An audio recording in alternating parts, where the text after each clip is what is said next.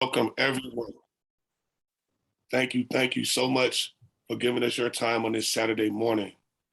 We want to say we're very, very happy to present to you a dialogue for the youth today, the youth summit that is presented by the Black Women for Positive Change and members of the Peace and Education Coalition.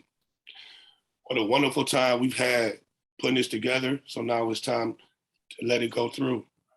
First, I want to say, please make sure everyone has their camera on. And at this time, please, if you are a facilitator, can you please make sure your camera is on and the word facilitator is attached to your name. Members of the panel, youth, adults, everyone here today, this is a dialogue where members of the community, educators, and others come together. We designed a dialogue that's specifically designed to answer concerns or issues around youth, okay?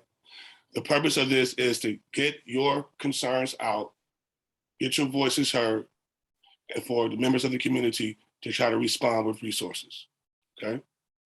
So the first thing I wanna do is I wanna introduce members of our design team that put this together. I'm Scott James. I'm the lead designer. I'm also the host. We have David. We have Thomas. We have Julie. And we have Sharif, all members of our design team.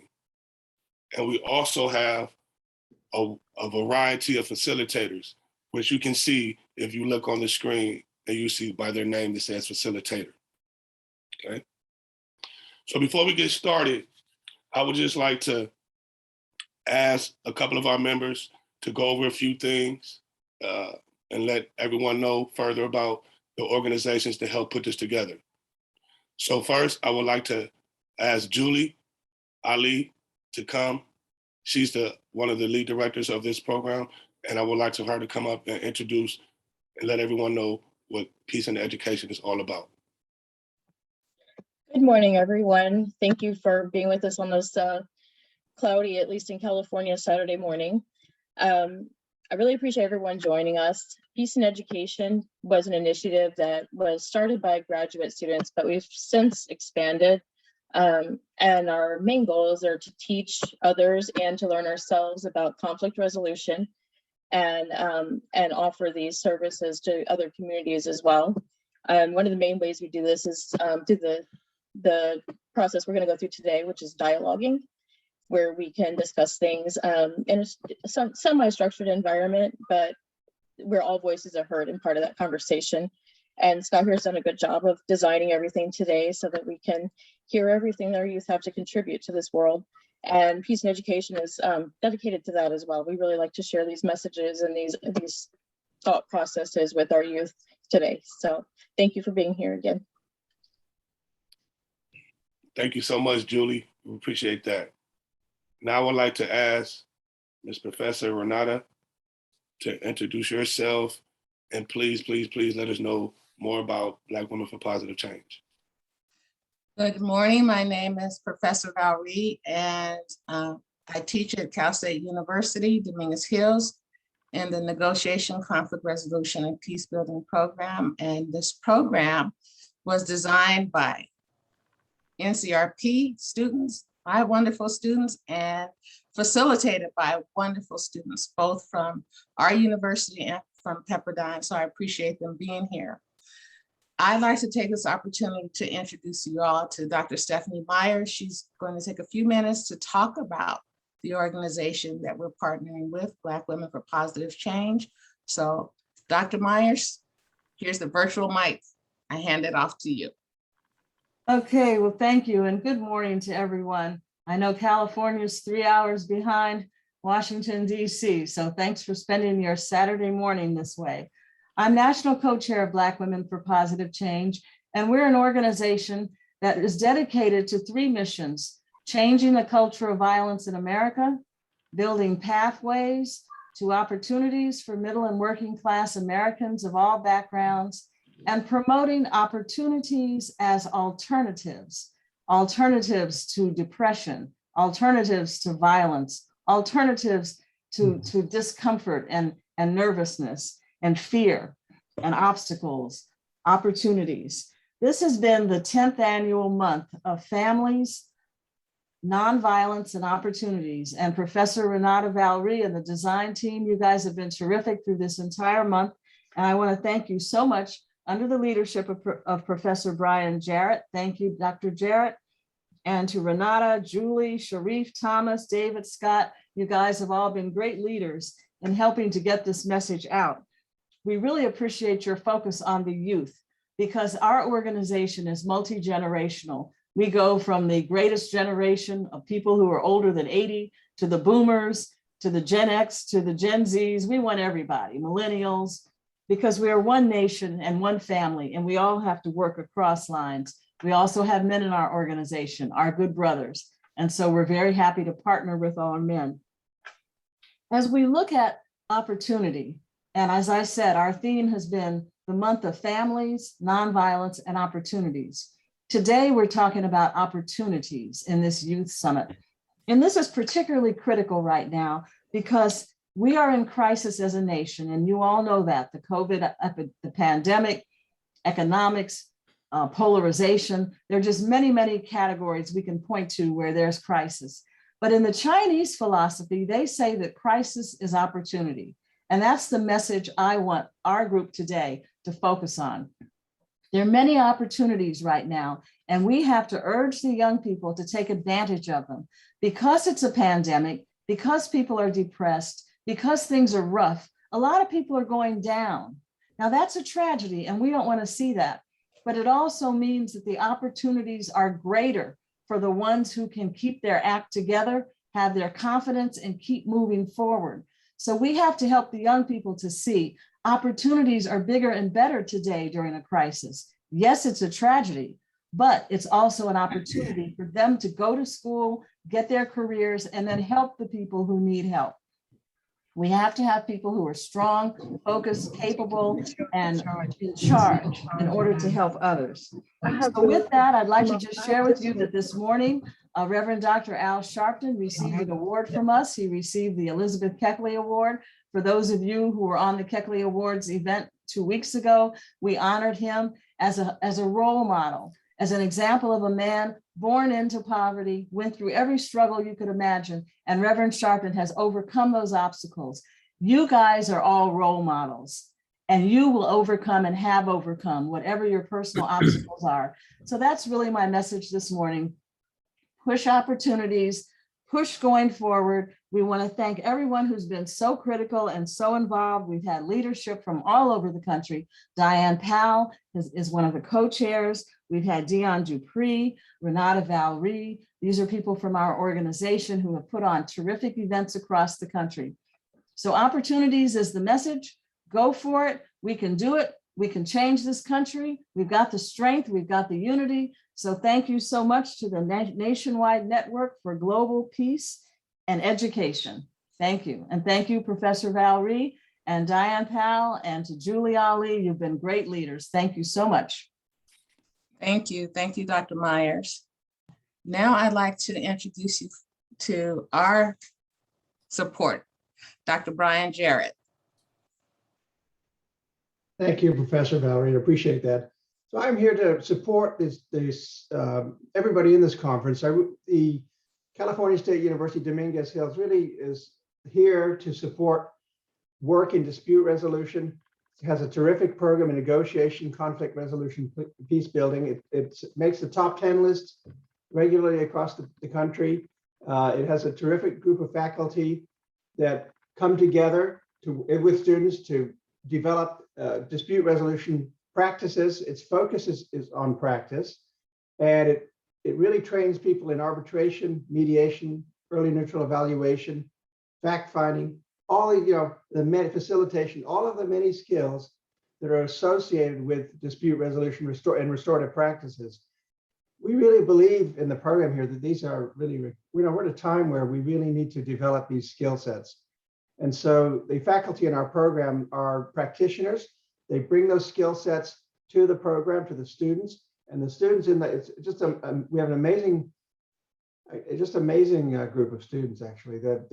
I'm actually really impressed. Just I've been in academia and universities for a while, but what amazes me about our program is that the students coming in are coming in with skills already. They're all coming in from practice, various practice areas and employment situations where they're bringing those skills to the program as well. So it's really humbling actually to see just who we have in the program and their dedication and commitment to the work they're doing. So I just want to give a shout out to our students and faculty here in this forum. I also want to say though, that what's really important from my perspective is that we focus on young people and supporting young people going forward. And at this point in our history, I think it's extremely important that we think carefully about how to support young people. And our universities, our schools, and our programs should really be doing this. This is the challenge of our time. And I would think that that policymakers, mediators, people involved in dispute resolution, lawmakers, I think this is a good opportunity for us to come together to really focus on this as our mission. So it's so great to see Peace in Education, Professor Valerie, Dr. Stephanie Myers and others, and all the students coming together to make this all possible. So keep doing this great work. From the program side, we support you. Our provost of our university, Michael Spania, supports you. You have his support. You also have the support of our president, Thomas Parham, and many, many people behind the scenes that are really in support of this work. So keep doing the good work. And I look forward to our discussion for today. Thank you. Thanks, Renee. Thank you, Dr. Jarrett. Okay, Scott, the mic is back over to you. Thank you so much. Thank you so much. So now we will go over the run of the show. What's on the tables for today? Well, first thing we're going to do, I would like for everyone in the chat box to just put your name and what city you're coming from so we can see what's represented in this session today. And while you're doing that, I'm going to tell you what to expect from this session. Okay, so after we do this icebreaker, there will be an intro poll, so you will answer a few survey questions. Then we will have our first motivational speaker. After our first motivational speaker comes, we will split the group up into breakout rooms, and you will be placed in there to answer the first of 3 prompt questions, okay? When you're in there, you will be there with other people. You will have 15 minutes to answer the prompt questions. So we want to try to get through every one, okay? So once we come back from the breakout room, we will have what we call post-survey questions, okay? And these post-survey questions are poll questions. And then after the survey questions, we will then have a group harvest. And in the group harvest, that's where the facilitator of the session comes back to the main room and lets everyone know the key points of the discussion. Okay, so that's the first round. Then we will have the next motivational speaker come up, okay? And then we will have our second discussion topic. So we will go into breakout rooms for that second time, okay?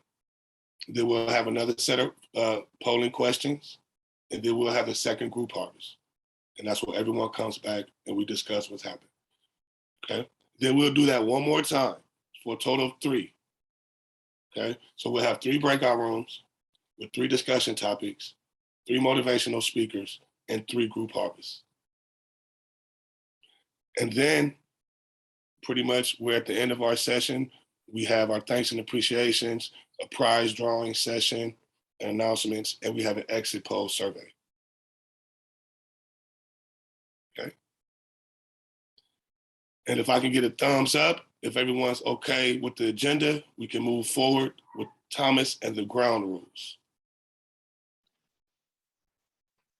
Okay, we got agreement there, folks. My name is Thomas. I'm grateful to be part of this as a master student from Cal State Dominguez Hills. This is an opportunity today to really come together and to listen to each other. There's a few ground rules to be mindful throughout the day to guide us. that we want to speak to share from our own experience. I mean, the goal is to learn as much as possible from each other. And we want to hear from all parties. So feel free to turn on your camera and join us. And you know, the guidelines are the same guidelines, whether this was a youth summit or an adult summit or a dialogue. Speak openly and honestly. No name calling, no verbal put downs or personal attacks, no need to use expletives. Seek to listen and understand before you seek to be heard. Listen carefully and respectfully to each other. Be respectful of others' opinions. Learn. Don't monopolize the conversation. Stay focused on the task. Give quick answers if it's a big group. Explore differences and look for common ground. Trust the facilitator has the best interest of the group at heart. Folks on this call, folks in this meeting have done this many times before. And please silence your cell phones or be on mute if there's a speaker, especially during, you know, the guest keynote speakers. Now, can I get agreement on those ground rules? Give us a nod or a thumbs up.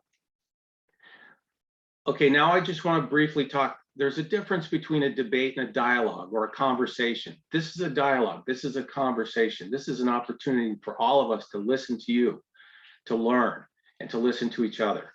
You know, a debate is where you defend assumptions as truth, but a dialogue is where you reveal my assumptions for reevaluation, and I examine and re-examine all positions.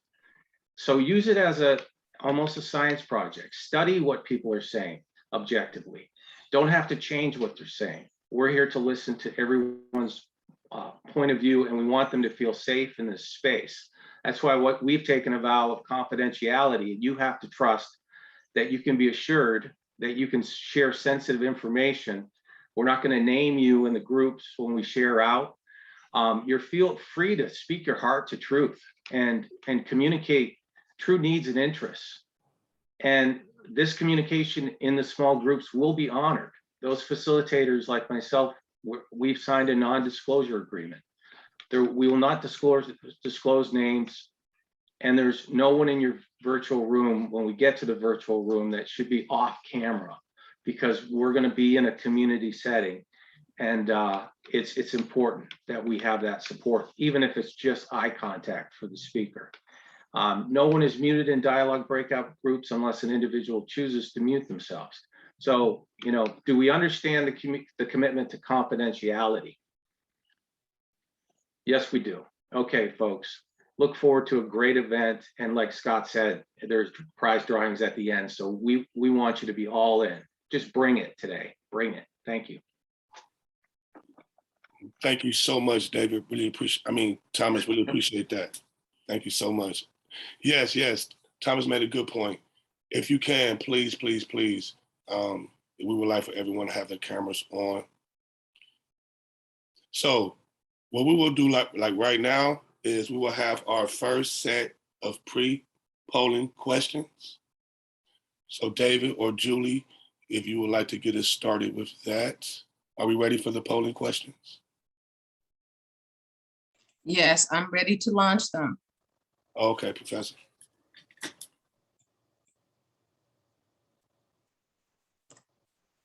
These questions should pop up on your screen. If for some reason you do not see them, please let us know in the chat box. Also, please make sure you scroll down. There are 8 questions.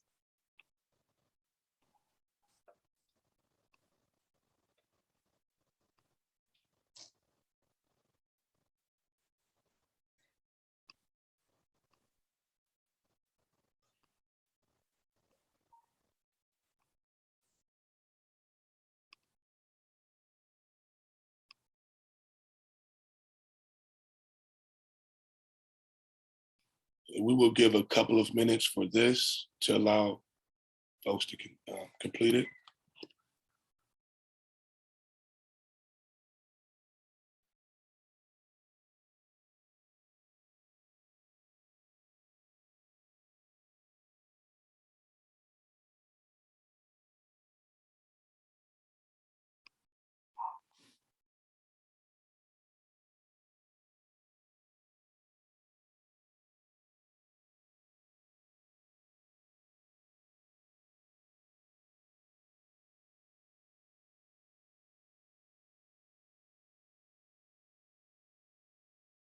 Let's say about 30 more seconds.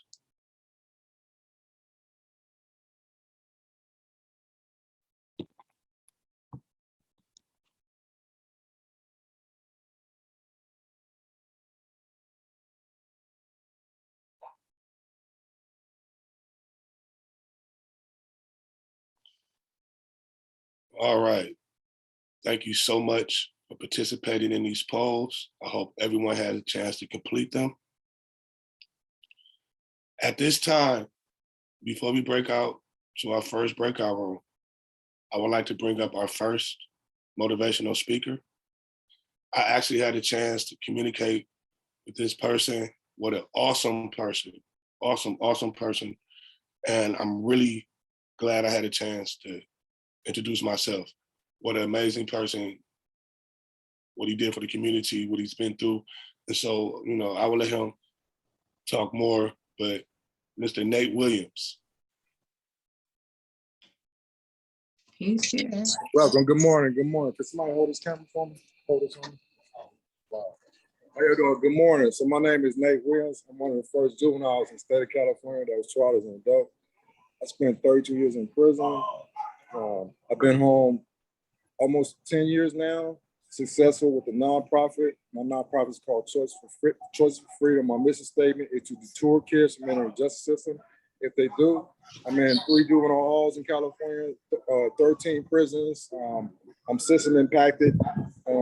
My passion is for youth because, I believe that growing up in the city of Compton, that the city gave up on me. Like my father was abusive to my mom. And I know a lot of y'all probably go through similar things and don't understand what this really meant. Well, I didn't understand what divorce meant at 8 years old. My father said, be the man in the house, take care of your mom and your sister. And he left. My parents migrated from Bay Minette, Alabama to Compton. And then when I was 8 years old, and those words he said, be the man in the house, take care of your mom and your sister, I didn't understand what divorce meant. When he left, I chose to be a gang member thinking that that's what a man was because my father left me. And I was hurt behind that. But that wasn't the right decision because that took me on a journey that I'm just coming back from. And I'm, like I said, I'm system impacted. So I lead in mass incarceration for juveniles, SB 260, SB 261. I went and testified and helped change laws to where kids are not tried and punished the way I was as a youth. Today we're talking about you, about y'all being in the summit, and a lot of opportunities are there in school for you. Like right now, we're at the Legacy Museum in Montgomery, and I'm kind of going through a lot of emotional stuff because people of color should come here and visit and see this. I mean, we see it on the news and advertised, but it's nothing like being here in person. I've been through like emotions that I thought I was going to be real strong and just walk through the whole museum. But halfway through, when you first go in, it's like our ancestors in the water, their heads and all these oceans, you see the water and you go through that.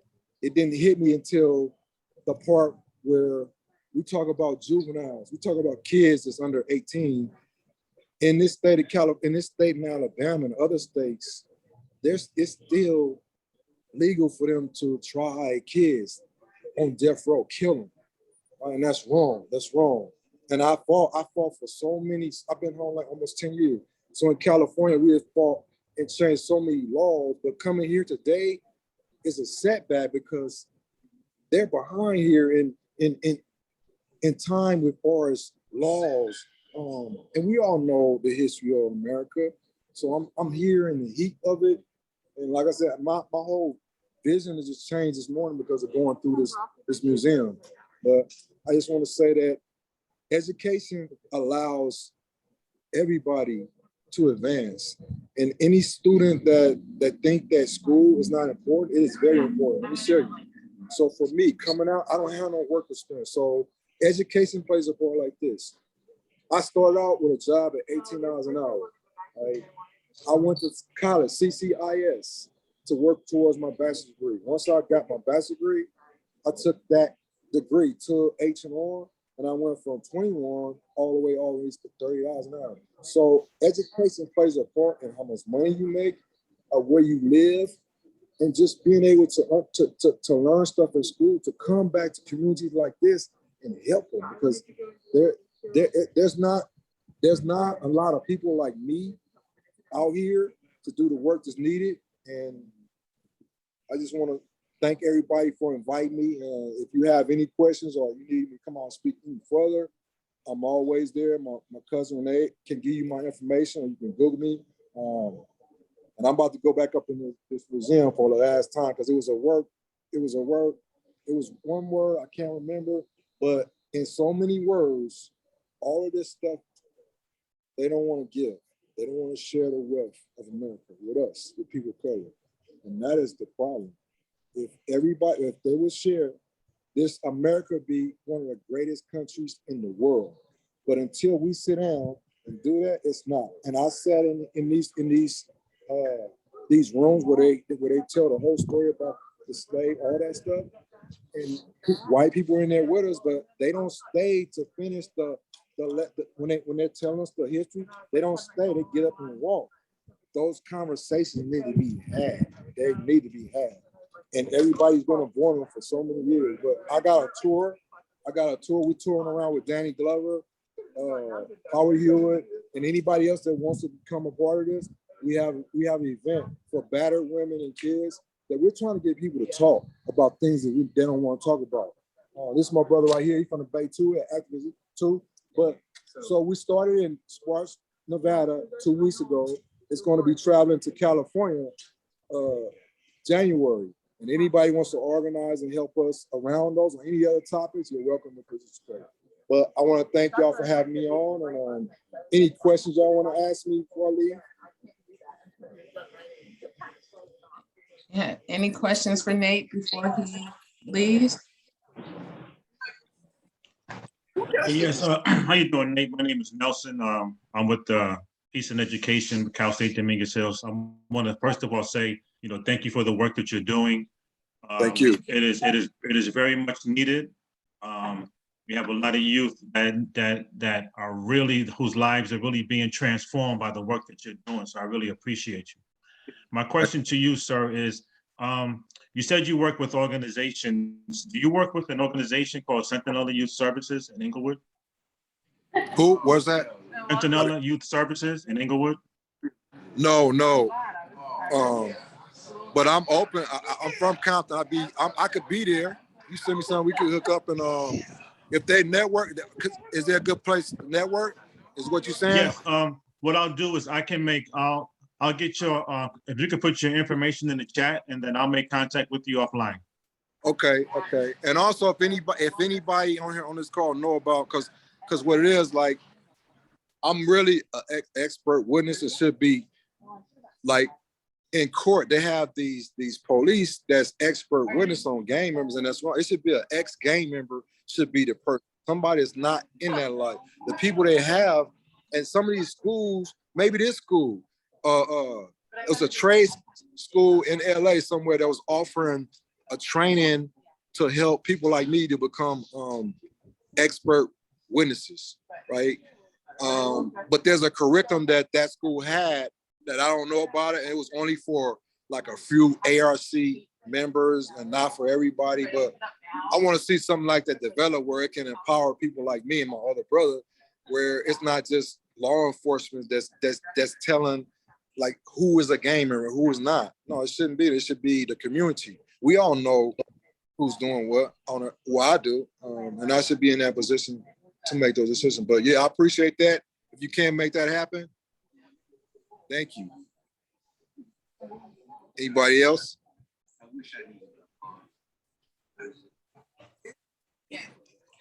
Okay, well, thank you, Nate. I actually have a question. I have a question, Mr. Williams. Do you also, I live in Inglewood, California, and recently there's been a lot of gang shootings, a lot of deaths recently. Okay. My concern. You said, why did it start? Can you hear me? I didn't hear it. What was the last part? I live in Inglewood, California. Yeah. And recently there's a lot of deaths. There's been a lot of gang violence. Yeah. And with the stadium in the area being open, there's a lot of gentrification. Yeah. And they're cleaning up our streets. They're taking our brothers off the streets. Yeah. And my concern, especially with gangs, they're trying to get rid of them. It's just like trash. Just get rid of them, because a lot of people who are moving in are bringing in a lot of money. Yeah.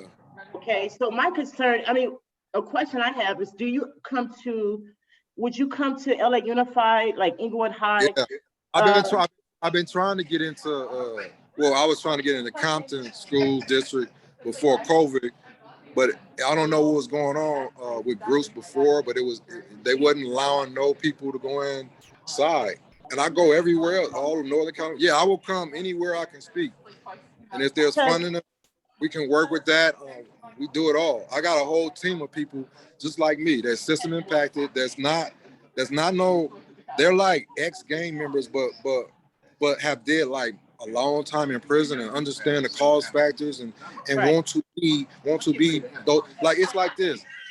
The people that are closest to the solutions, I'm gonna say it again, the people that are closest to the problems are the farthest put away from being the person that actually do it. I had a contact at YOLO Juvenile Hall real fast.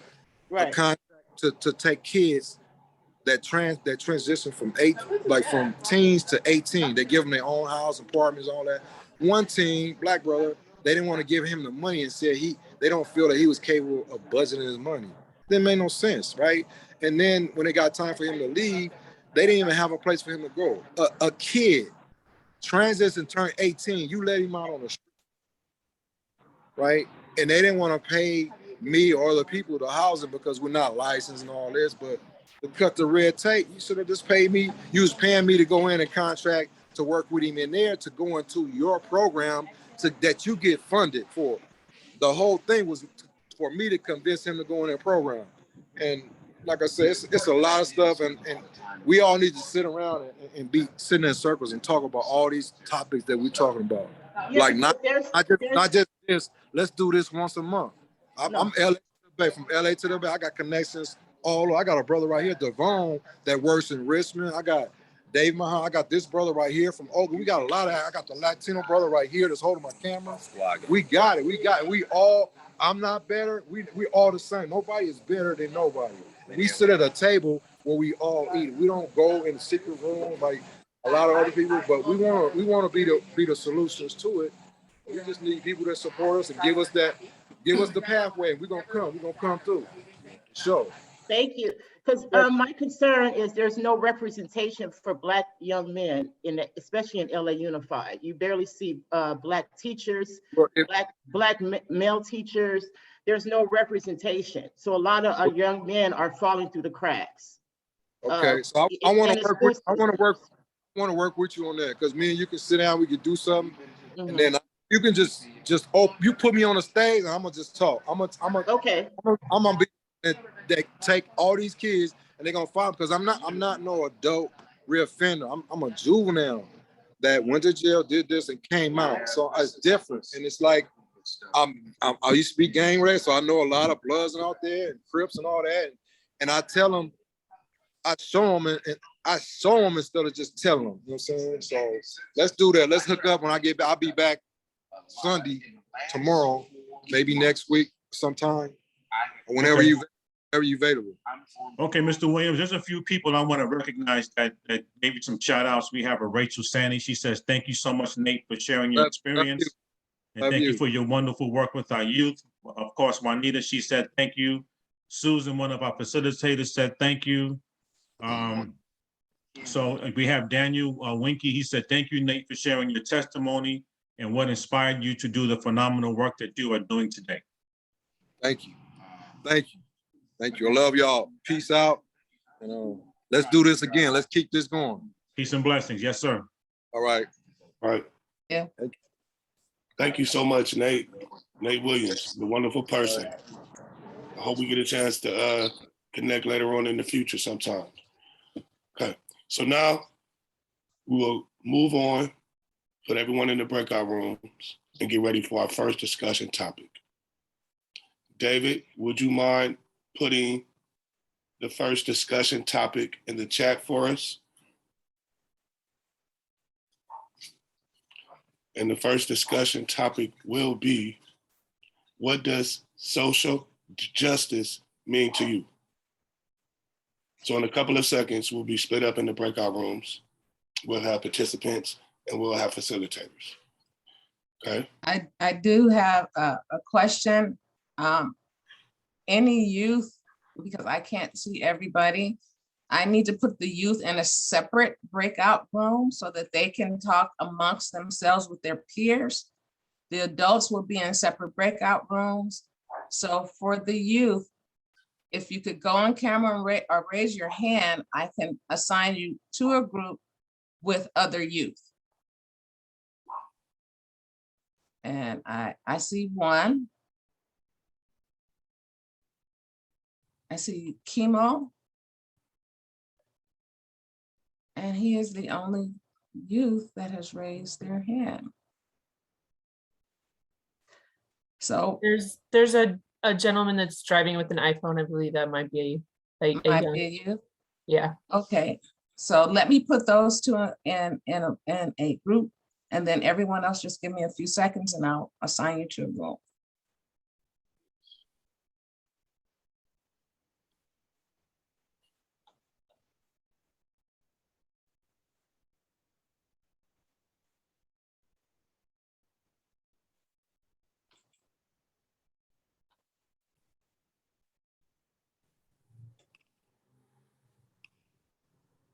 I thought we would have more youth.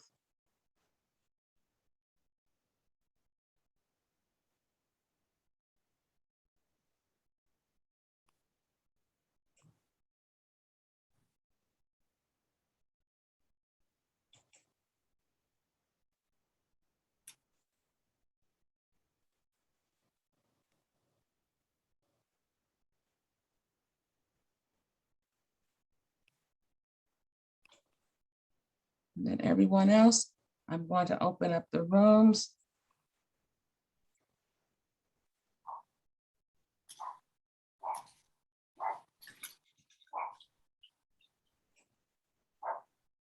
There are 40 of us, 43, okay.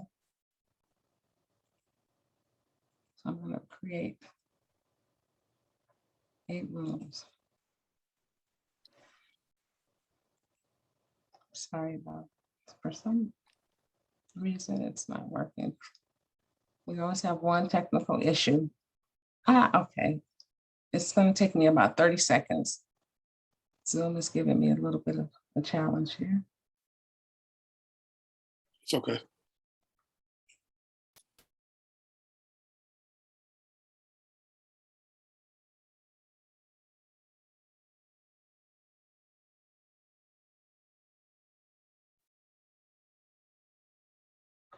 Okay.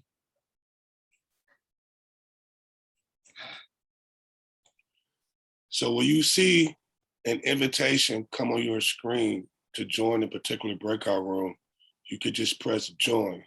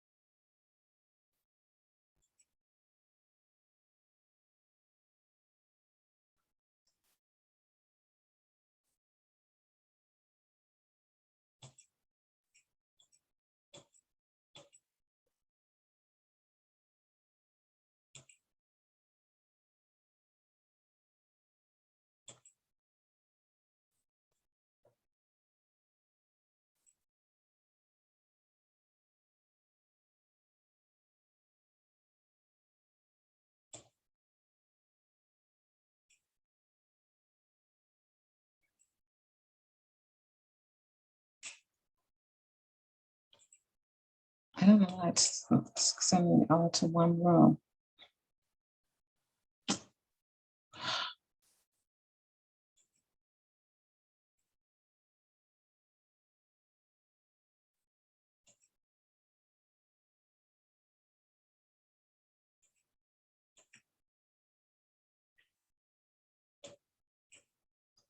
Has everyone received an invitation except for the facilitators? Everyone should be in a room. Once we have all our guests in a room, then the facilitators will be assigned. Yes. So once you see the invitation come on your screen, just hit join room. There's some people stating that they don't, to answer your question is no. A lot of people are saying they're not getting They're not receiving an invitation? right. Yeah, Okay. so it's Juanita Sambi, Chuck Irwin, Danielle Winkley Smith, Yolanda Anderson, and Diane Powell, Mr. Little. Yeah, there's quite Quite a few, a okay, lot of red. okay, Donna Brown. okay. All I can do is to recreate the rooms. I don't know why it's showing up. I have 8 rooms open.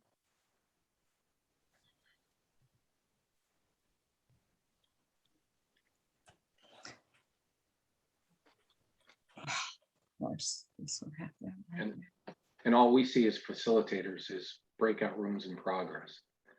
Yeah, because they're on my screen, I have 8 rooms open. I don't know why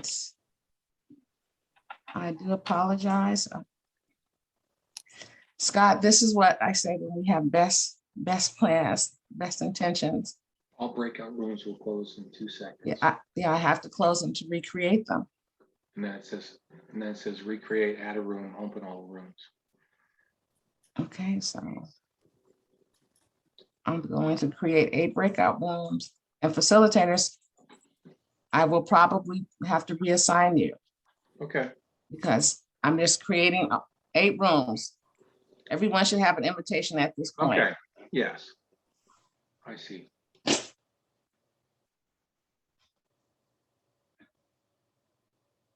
I didn't leave yet. I'm staying here, right, Professor? I probably have to move you back because it just randomly opened, but I will move you back into the virtual room with me, Scott. The invitations came up on my screen. Okay, well, just don't accept it. Yeah. Okay. Okay, someone else just came into the waiting room. Okay, so now I need to move the facilitators because there's too many facilitators in room 1. So I'm going to move Nelson to room 2. And I'm going to move Sharon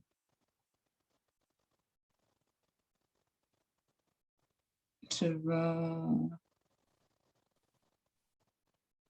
Oh, they have facilitators in the room. Okay, I'm going to move Sharon to room 6. Sharif is in room 7. Okay, Giselle, did you get an invitation? I did, but I heard you tell Scott to not accept it. Oh, for Scott not to accept it. So Oh, if you can okay, accept it, sorry. Giselle, I'm going to move you to. I'll accept it. I'll move you into room. I said, who's in room? Oh, with Paradise. So I'll move you into room. This looks like room 6. Okay, once you accept. If we don't have enough we have far more facilitators. We have 3 facilitators in room 4. So no, I'll move Giselle to room 3 with Julie. But I don't see Giselle yet. Okay, Nelson is in there with, okay, I can move Giselle to room 2, but I don't see Giselle. I don't see her on the sign. I don't see her on the screen at all. Yeah, that happened to me a few times. I was wondering. Okay, some of this, we don't have enough people for all the facilitators we have. So there's only 1 person in room 8 and 2 facilitators. And we still have 4 people still in this room with us. Okay. They're not showing up unassigned on the screen, so they didn't click their invitations. Dr. Stephanie Dr. Myers, Miss Carrington, Hui, and KDKA, would you please accept your invitation so we can assign you to a room?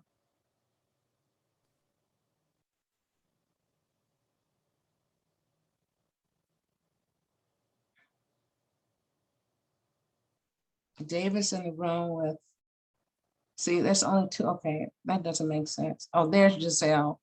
So there's two facilitators. So I'm going to move Giselle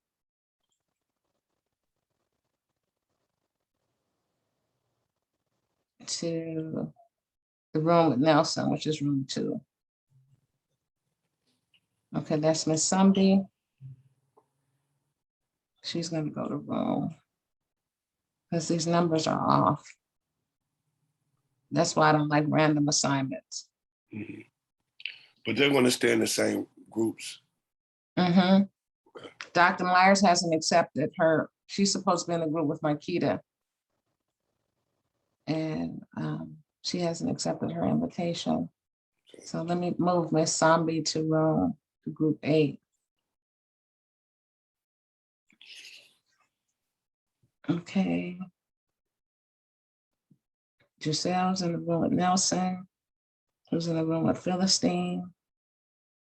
Julie and Thomas is in the room. They have 3 in their room. Giselle has 1, 2, 3, 4 in her room. Room 1, Cindy has 1, 2. And there's 2 facilitators in there. Room 4, David and Twyla, they have 1, 2, 3, but KDKA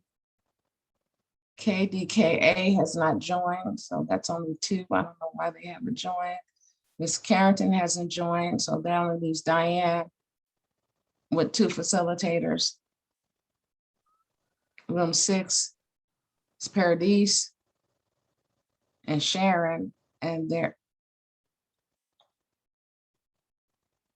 room 7, there's 2, Marquita and May, there's only 1. So I'm going to move them. It doesn't make sense. There's not enough, participation. So I'm going to move everybody in room 8, which means we're going to have too many facilitators.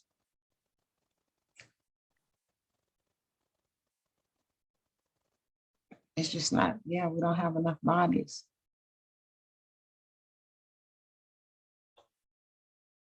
Either move them to 4 or 5 because there's only one person in room 5. So I'm moving everybody from room 8 to room 5 because it's not enough. We got too many facilitators. Okay. And I'll text everybody and let them know we just don't have enough. So Dr. Jarrett, chemo, okay, Miss Somebody is joining. I'm gonna put her in room 7 if she joins. So Cindy and Susan are in room 1, they have two people. Room 2, Dion is in there with Giselle, Lisa, Nelson, Philistine, and Vicky. Room 3, we have Judge Irwin, Reverend Zachary, Miss Smith. She's in there with Thomas and Julie. 4, we have David, Donna, KDOC hasn't joined. And it's only 1 person, there's 3 facilitators. Oh my gosh, we don't have enough folks. And I hate to move people while they're talking, but we got far too many facilitators in room 4. Let me see who I can take out. Okay, Twyla out. Let's see where I can move her. We got 4 facilitators in room 5. Whoa. But see, we only have 2 people in room 6. We have, outside of facilitators, we have 2 people in room 5, 1 in room 4, 1, 2, 3, 3 in room 3, 4 in room 2, and 2 some folks either they drop, I know this is, we don't have, this is ridiculous. So maybe I can move Joe, but then that only leaves Dion, Lisa, there's 3 people. And I hate to just randomly move somebody that I don't know, but we have just too many facilitators. I'm gonna move her to room 4. I hope she doesn't get mad, and I'll explain the move.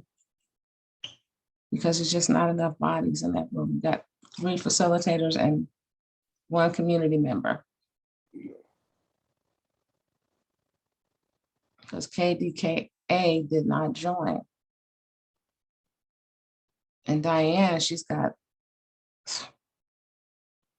there's 2, 1, 2, 3, 4 facilitators in that room. We just don't have enough folks. I'm gonna move it. Sharice has got 2 facilitators and 2 people. I don't know what happened to all the folks that were online. Because I know it was more than this. Yeah.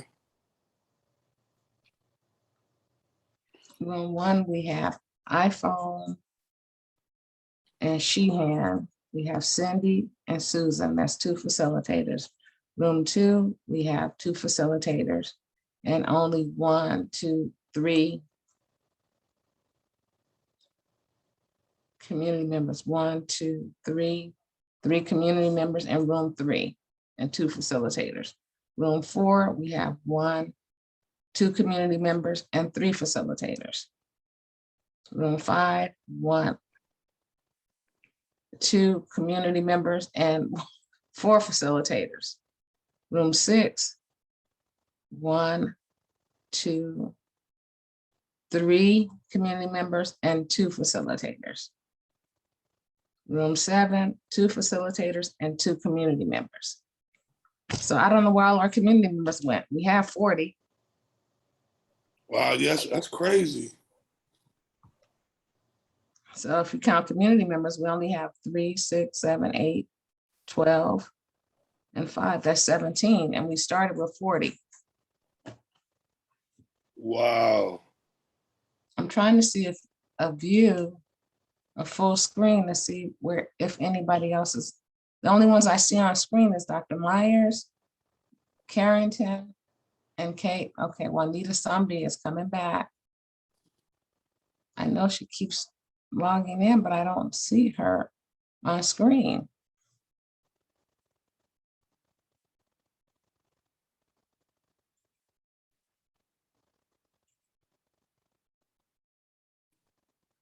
I don't see her at all.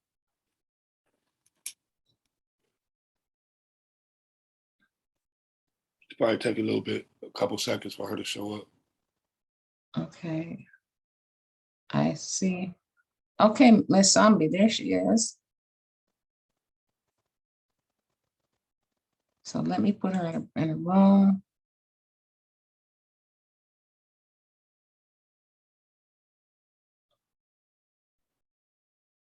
I'm gonna put her in room 5.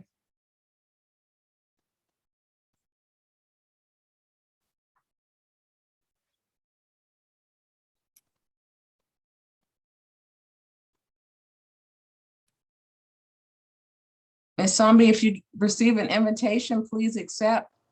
Okay, she did. And see, this is what happened to us in Antelope Valley. We had all these numbers, and then when it came down to the breakout room, everybody disappeared.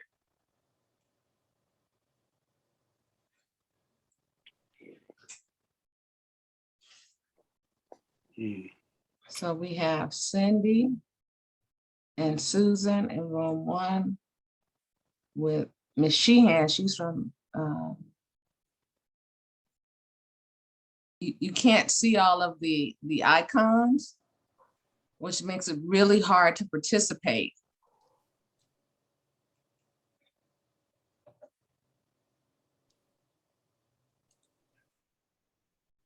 So I do want to, Scott, can I just make a brief announcement? I don't know what happened with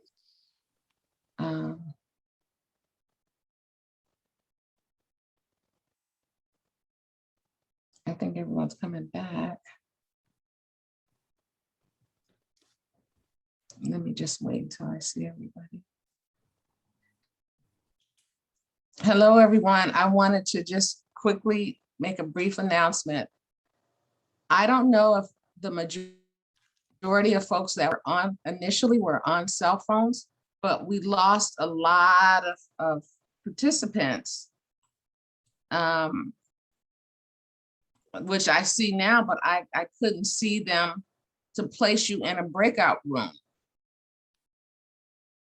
So there are many of you that more than likely did not participate in the small group conversation. May I ask, are you all using cell phones? Because I can't understand why I couldn't see you to place you in a breakout room.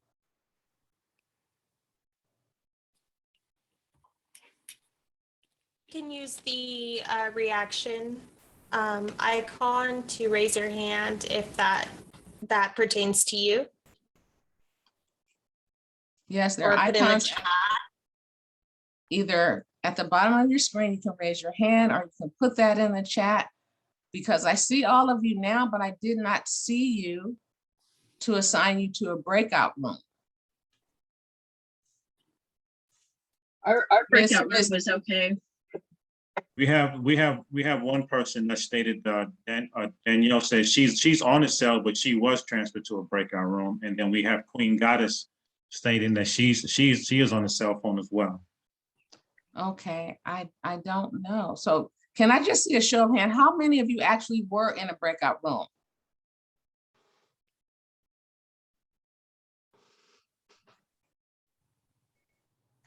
It seems like everyone was. For some reason, it didn't show up on the screen, so I was in panic mode. So I'm sorry if I just disturbed you and caused you some stress. I was stressed. Okay, Scott, I will hand the mic over to you. So I'm like, where did they all go? I'm sorry. It's okay. Things happen. So welcome back from our first discussion topic. What social justice means to you. Now we will have our post-survey polling question, and then we will jump right into the group harvest. So can we have our polling question for this round? Everyone should see a question pop up on their screen. Just answer it and press the submit button.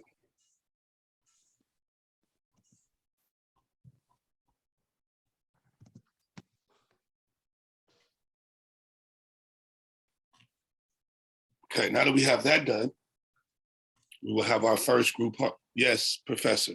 Scott, we need just a few seconds. Okay.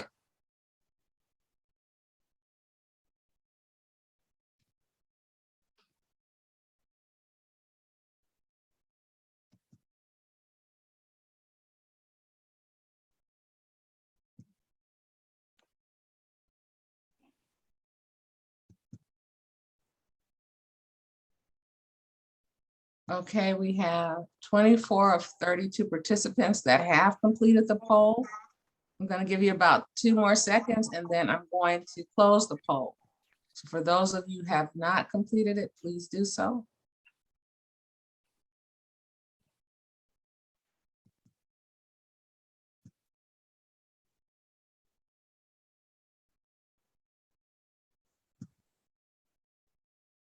Okay, so we have 24 of 31. So what I'm going to do now is I'm just going to launch the results so you can see them, and then we'll go right into the harvest.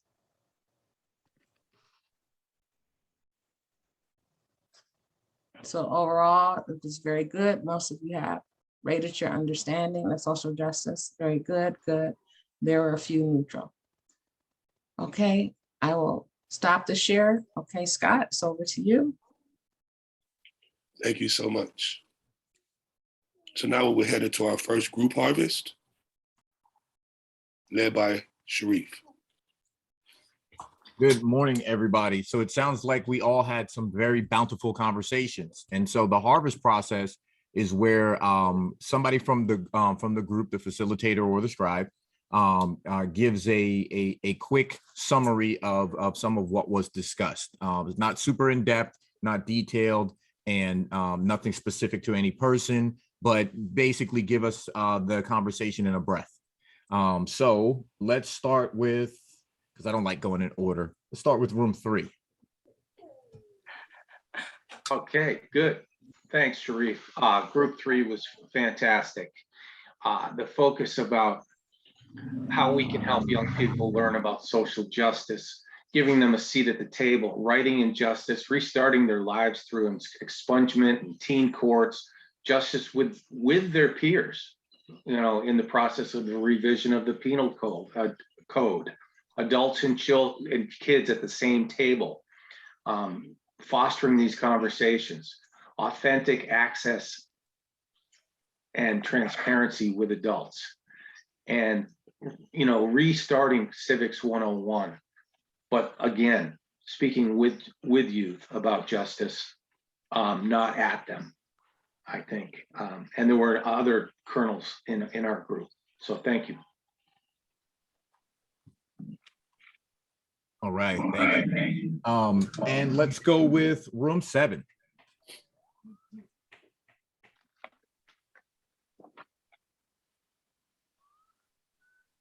Hi. Okay, so our room, we discussed social justice as coming to a sense of equality with access, with fair treatment under the law, and also as communities being accountable for one another and ourselves with the actions we take, holding one another accountable.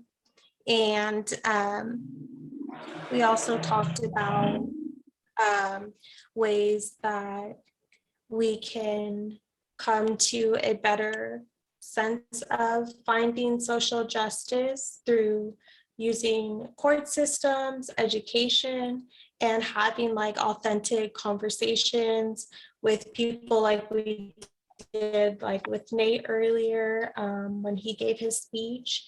And what else? Yeah, basically authenticity, accountability, and access were main pieces that we discussed. Thank you. Thank you.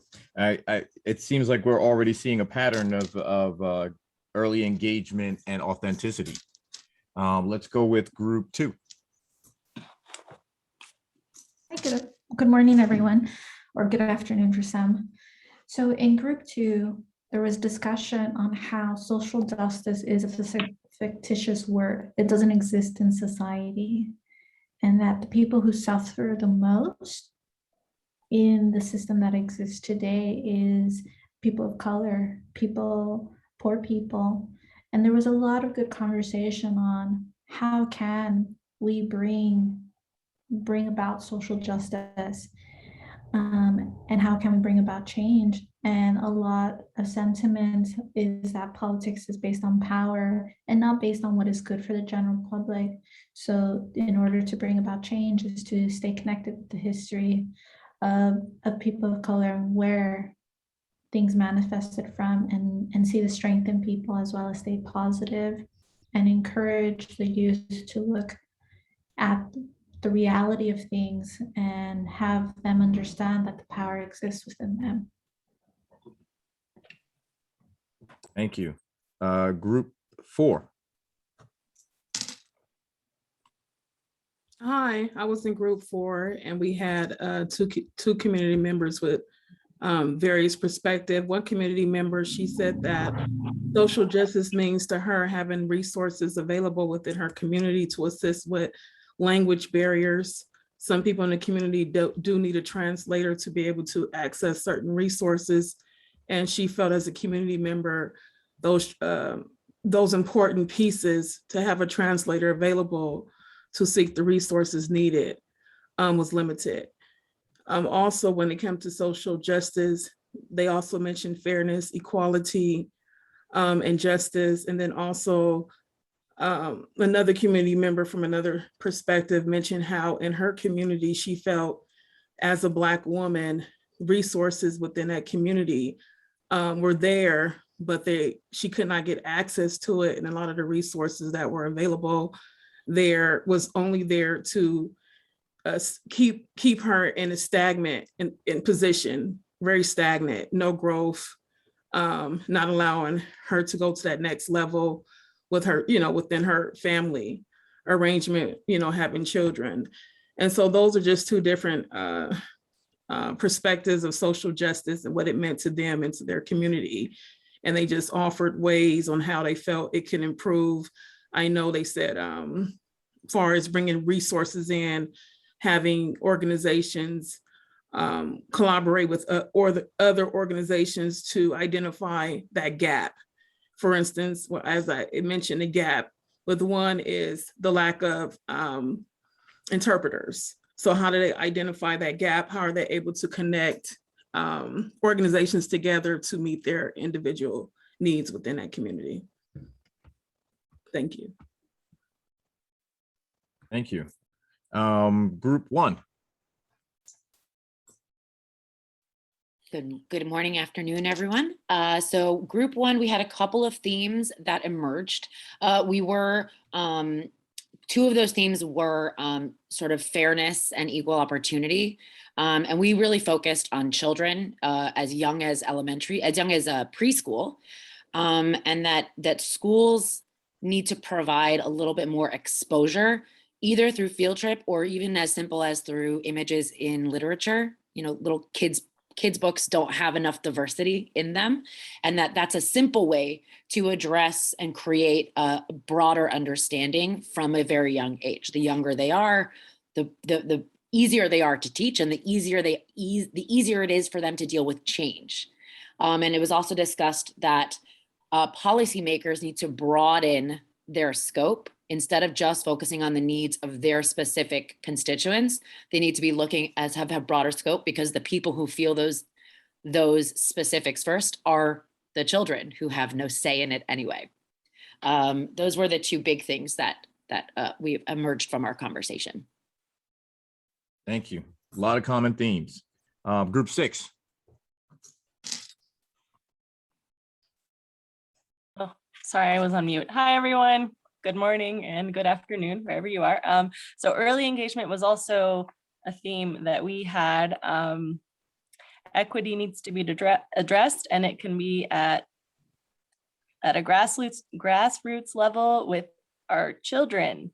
It was discussed that we must encourage kids to pursue opportunities of non-traditional careers after high school, because for a lot of kids, they just go up to high school. High school is an endpoint, but we must encourage them to keep going. These kids can work at different organizations, helping other kids and their communities in social justice, entrepreneurship, trade schools, and beyond. There's always help out there. Thank you. Right. And last but not least, group five. It was our group. Good morning and good afternoon, everybody. Our group, did amazing work, and it echoed a lot of the sentiments from that was previously said, such as fair access, to services, equality, improving the quality of life, access to economic development. One thing, opportunities for all. One thing also that was discussed that was already mirrored was respect to, language barriers, lack of educational opportunities, skills training. We need to do a better job in providing those for our community. With respect to some of the barriers, we found that what happens oftentimes is people become very intrinsically comfortable with what society has placed with respect to these barriers. So therefore, people become complacent and therefore do not continue to move further in their goals to seek out education or other types of opportunities. One thing also our group touched on was making sure that there is not distorted communication with respect to the media. Oftentimes, we take that information at face value, and therefore we need to do a better job of making sure that communication is undistorted and is making sure that it's fair and it's equal for everybody. Thank you. Scott, the floor is yours. Thank you so much, Sharif, for leading our first Harvard Harvest. Thank you so much, facilitators, for participating. So now we will get ready for our second discussion topic. But before we get into the breakout rooms for that, I would like to bring up our second motivational speaker. Philistine, are you ready? Yes, I'm ready. Thank you, my brother. You have the floor now. Perfect. So good morning, everyone. Good afternoon. My name is Joe Philistine, and I serve as the Financial Wellness Program Director at the University of Pittsburgh, a position that I accepted within this past year in September 2020. Prior to that, I had the opportunity to work with 2 community colleges out in Houston, Texas, where I had the opportunity to help students understand a little bit more about financial literacy. And today I just want to go ahead and, of course, for the youth in the room, discuss some topic points to help you understand like how to manage your money better, but also to give you a path to really find the thing that you feel engages you, that really thrills you when it comes to your own income earning potential, and then having those skills after that to really like build your own financial wellness. To do this, I'm going to go with like 5 basic concepts that come from like the practical money skills guide provided by Visa, because I feel like it really connects with what we need to do with youth. First, starting off with that first component, which is like earning. So basically what I'll touch on is like earning, spending, saving, borrowing, and protecting, essentially those 5 components of like financial literacy, as far as just earning first. Then after that, thinking about like, how are we spending money? How much are we saving?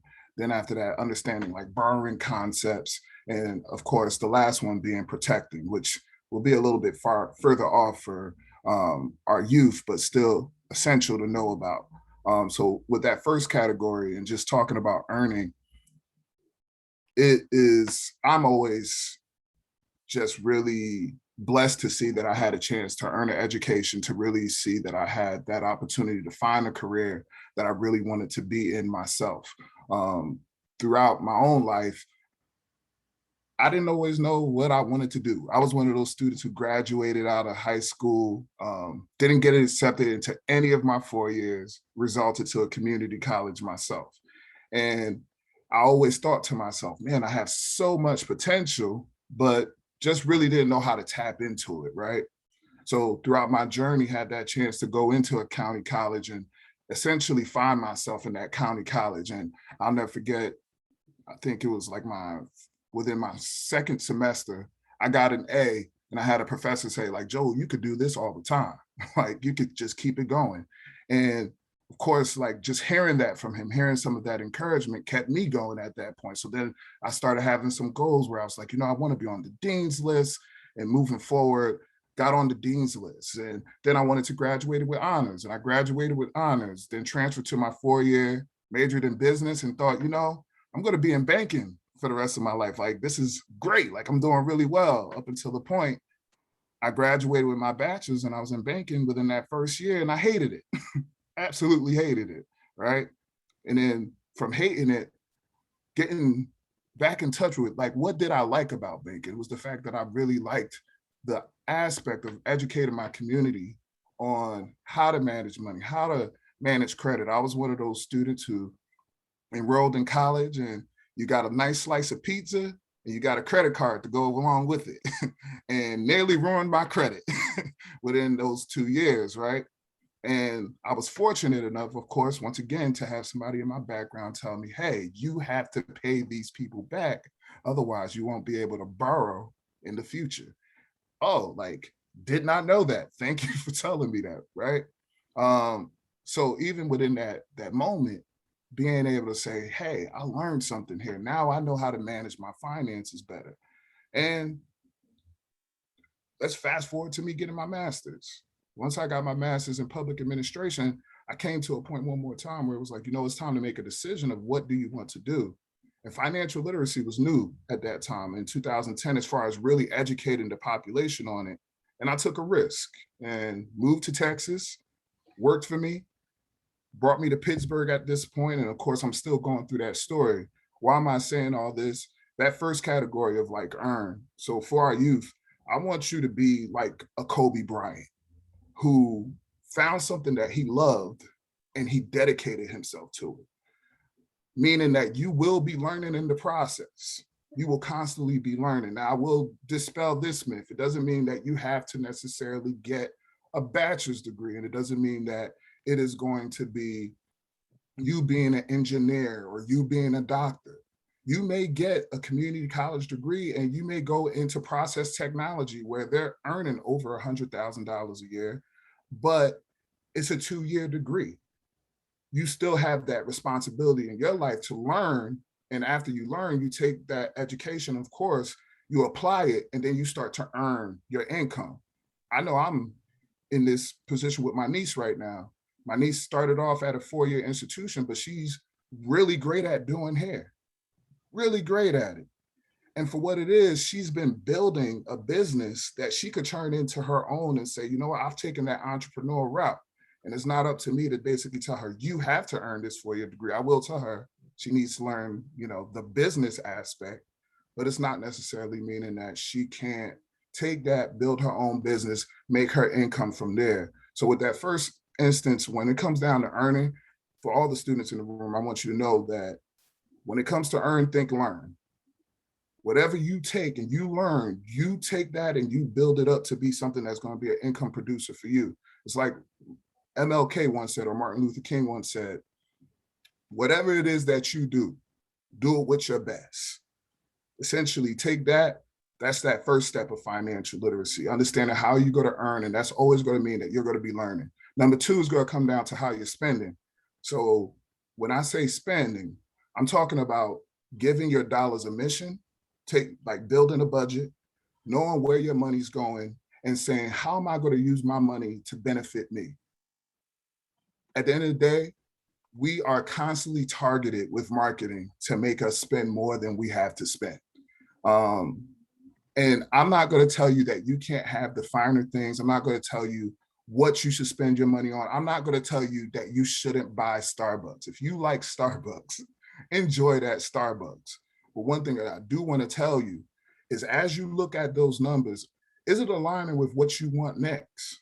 If you're going to want a home one day, if you want to travel the world, if you want to essentially start that business, are you thinking that, me spending money on the Dior right now is the best idea for me? And is it really building me up to be where I want to be? Now, in our youth, we like a little bit more gratification quicker than, sooner rather than later. But we start to learn over time that there's things that we really could invest in.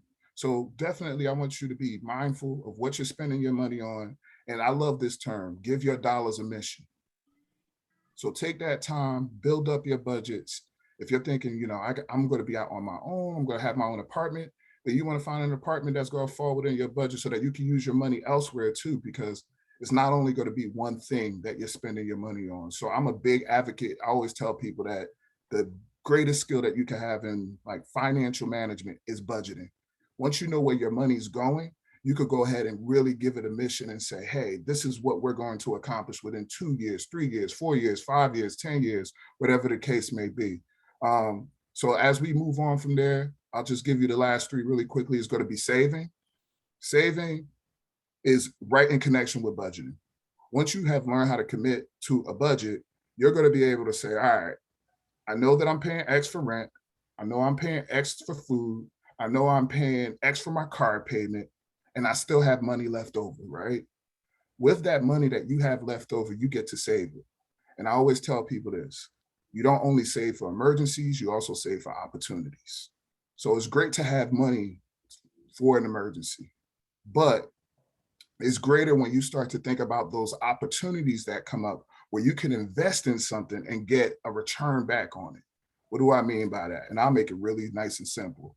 I'll never forget when I was in grad school and I had just started saving. And a friend that I just made within the last semester came to me. It was his 25th birthday. And he said, you know what, man, I'm going to Vegas. And a few of my friends pulled out on me. And I was like, oh, man, that sucks. And he was like, man, look, I really like your energy, like your personality. Like, can you make it out to Vegas? And I'll never forget going to my bank account at that time and say, I had just started saving, and guess what? I have enough to swing this trip. And to that point, it was one of the first times that I really took a trip on my own without my parents having to, push me through it or having somebody like lending me money just to make it happen. And I'll never forget that feeling. And that's where I say, you know what, having money saved up just in case of an opportunity is a benefit to me. So I really want to impress upon you having that saving. And the thing about saving is at some point it turns into investing, because of course you want to save throughout your life, but at a certain point when you're saving, you're going to start to ask that question of, is this money earning me as much as it possibly could? So saving then switches over to investing, and that's where you start to see your money multiply. Now, just to go ahead and wrap up, because I know I've been speaking for a while, the next part is going to be borrowing. We always watch as we see businesses grow, right? And some of us may say, how is a perfect example? How is a Donald Trump growing his business? How is a Facebook growing their business? There's two ways. They could either borrow or they could go ahead and get equity, meaning that, they open up their businesses to have investors. And then basically they make up a business report and they talk about how, we'll give you this return. One of the best things about borrowing is that it gives you the opportunity to go ahead and gain an asset in the short term, and then you pay it off over time, right? Now, just in case, if you're thinking about like that mortgage or you're thinking about that small business, that's where you're having good credit actually helps you so that you can really take advantage of some of those opportunities and use leverage. Now, of course, in that process, you also have to be careful because you don't want to be borrowing too much. And I know we don't have time to jump into borrowing deeply, but I do want to encourage you to have a great credit score so that you can borrow in the future when you need to. Definitely want you to take advantage of that financial tool so that you could increase your assets, but do it in a way that you're not losing money in the same vein. Because if you have a lower credit score, most likely you're going to be paying more for whatever you borrow for versus somebody who has a higher credit score.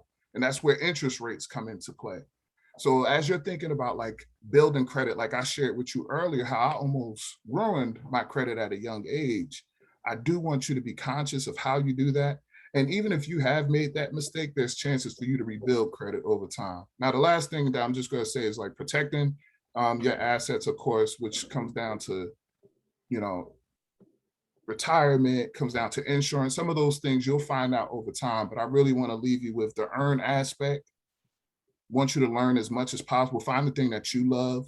I think Kobe Bryant is a great example of that as far as how much he loved basketball. And post his death, we found out that he loved it so much that he was in the gym at 4 a.m. in the morning, making that happen. So I really want to make that connection as far as like finding something you love. And then from there, budgeting, of course, then saving. And then after that, just being conscious of like borrowing. That's it for me. I know didn't want to go much over than that. Thank you so much, Joel. That was very informative and impactful. I hope everyone benefited from that. Appreciate you.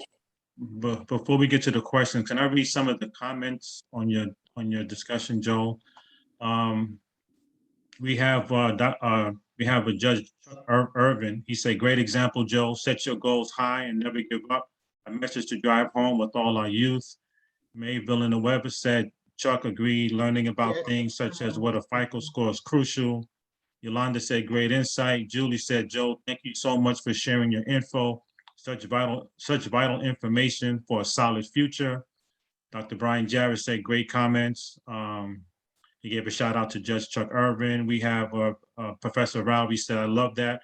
Earn, think, and learn." Other people agree with that. Sharon says, "This is so inspiring, Joel." And then Cindy said, "Teaching delayed gratification would support so many areas of life." I agree with that. And then Cindy also said, "Money is a tool. We get to learn how to use it and make it work for us." Judge Chuck Irvin said, "How does credit or lack thereof contribute to social injustice?" Wow. Danielle said, thank you, totally agrees. And Tina said, awesome conversation. Thank you for your commitment. So these are the comments you received, Joe, on, on your financial literacy. I just want to say, I've learned so much from you, just listening to you speak, and many of the thoughts that you have, I basically shared down to my kids as well. So we're going to open up the room for questions. Sorry about that, Scott. I just wanted to get the comments in. Seeing that question from Chuck, and I really believe, and this is just off the top of my head, that the lack of credit, especially when it comes like to our, being able to keep income within our communities and build our own businesses or owning our own assets, it impacts social injustice, because then we're not getting a chance to really build our communities a way where we can pick our own leaders and really see like the fruit of our own labors, right? So like if we're not able to say borrow to get that home or to own properties within our own community, then we're seeing other people kind of like coming in and doing that, right? And then over time, you start to see more of money from, like in our conversation that we had about social justice, we talked about dark money and how basically we'll see money coming in from other areas and like owning within our own community. They don't share our interests. So now they're basically owning what's happening in our own homes. So it's almost like we have to be able to take something as simple as credit and use it to our own advantage to build wealth. Something that we've seen throughout history too, when we look at like Tulsa, for example, and the Tulsa massacre. Something like even that is a simple connection of like, when we build on our own, we really start to be able to like control some of those governmental aspects, systematic aspects that's happening in our community. I'm definitely open to anybody else's like, answers as far as that is concerned. But for me, that's where I see how like lack of credit, lack of really having financial stability in our communities impact the social injustice arena.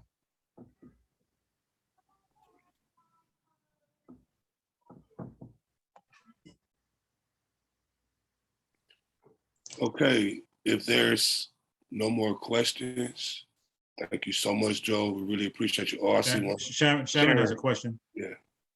It actually wasn't a question. It's more of, Joel, thank you so much for just sharing this really simple phrase that I think is deeply profound, which is give your dollars a mission.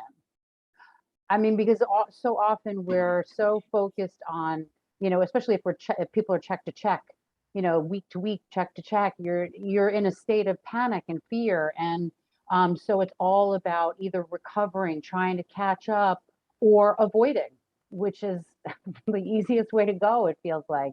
So just to have the idea planted in such a simple phrase that you can have your money tied to consciousness is really profound. So anyway, I just wanted to thank you for that. Yeah, and we have some other comments in the chat. Danielle said, I wish I had that, I guess, when I was in college. Yolanda loves the statement, give your money a mission. She would teach that to her children. Tina says, I love the question was brought up in terms of social justice. This is a critical discussion to be had, especially as the world is trending towards social credit scores. Financial credit is a subset of that. And Danielle said, this is an ongoing issue today via redistricting, having to be represented by others who may or may not understand our plight, as well as having financial stability in our prospective communities. And yes, money tied to consciousness. So those are the comments that we received from the dialogue, Joe. Great discussion. Chiming in and getting a full understanding of how one's credit is tied to social justice. That was awesome. Hi, Joel. That was a wonderful presentation. I just wanted to dovetail in another concept that fits within the topic, and that's the 3 C's of credit: character, capital, and capacity. And you hit a home run when you said the first one is employment, having a job, earning. That's the capacity to pay, whatever the loan is. Character. Everybody starts off with a perfect credit score, just kind of like everybody starts off school. If they show up to school on the first day of class and participate, they all have straight A's and perfect attendance. Well, now at the end of the term, it might change a little bit. There's give back, but everybody starts out with nothing in a credit file, and then they have to start somewhere. So they start with perfect character analysis.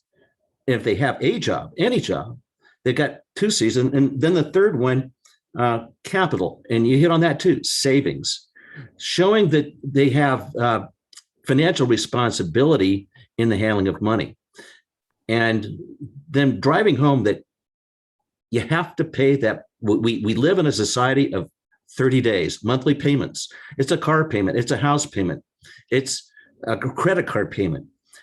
And the responsibility of just making that minimum payment is what is the security for continued access to credit.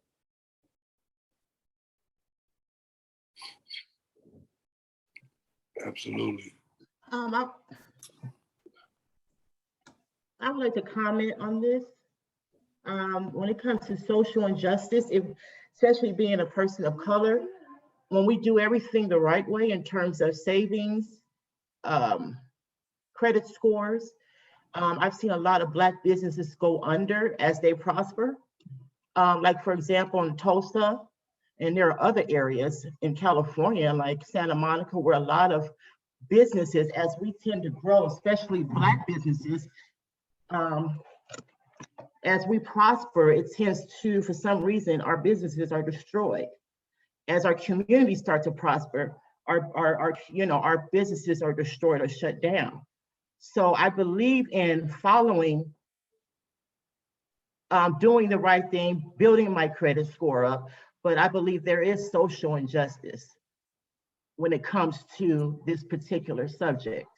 We do I was taught, go to school, finish school, be a better person. We follow all the instructions, but when I show up for an interview and they see that I'm a Black woman, I feel that energy. I can't prove it to you. When I show up to Wells Fargo to get a loan, I feel that energy. So when I hear people say, oh, get your FICO score, those are to people who have privileges. So just to be real about it, and we really have to be honest about this, as a Black woman living in Los Angeles, I'm watching this stadium go up and I'm seeing a lot of Black businesses go under, and they're pushing us out of these neighborhoods. So social injustice, we do the right thing, but social injustice we need to get people's feet off of our neck and give us a chance. Thank you so much for that, Juanita. We really appreciate that. Okay, so moving right along, I think it's time for our second discussion topic. And David, if you could put the second discussion topic in the chat box. And I think this is going to be, what do you know about financial literacy, or what does financial literacy mean to you? So at this time, this will be our second breakout room. So everyone will be split up in breakout rooms for 15 minutes, and we will discuss this prompt, what does financial literacy mean to you? And then we'll come back, we'll have our post survey question, and then we'll have our second group harvest. Okay. Are there any questions about that? Okay.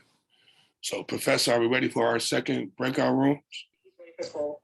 Yes, for the breakout room. Facilitators, please do not accept join because I need to rearrange your assignments.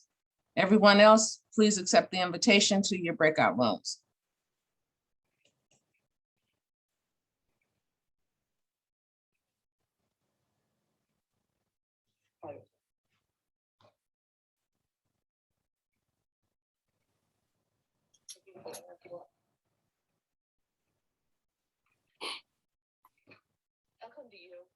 Okay, so now I'm going to assign you to breakout rooms.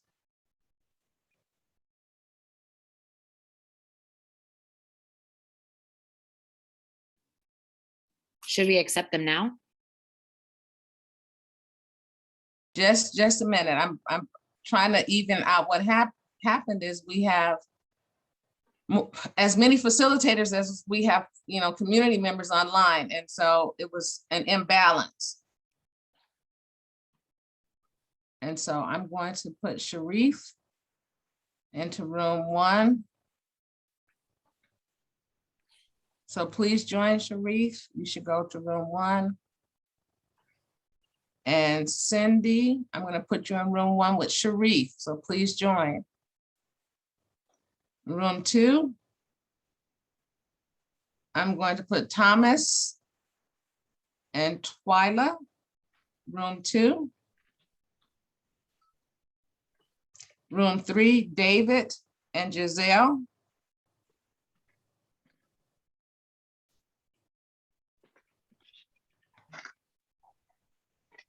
Room 4, I have Sharon and Marquita.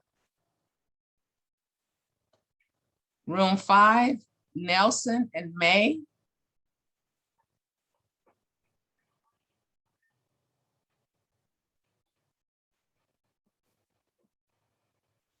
And then let's see, Paradise is not assigned, Wendy is not assigned.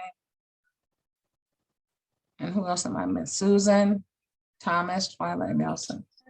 Yeah, You forgot me too. Oh, Nikita.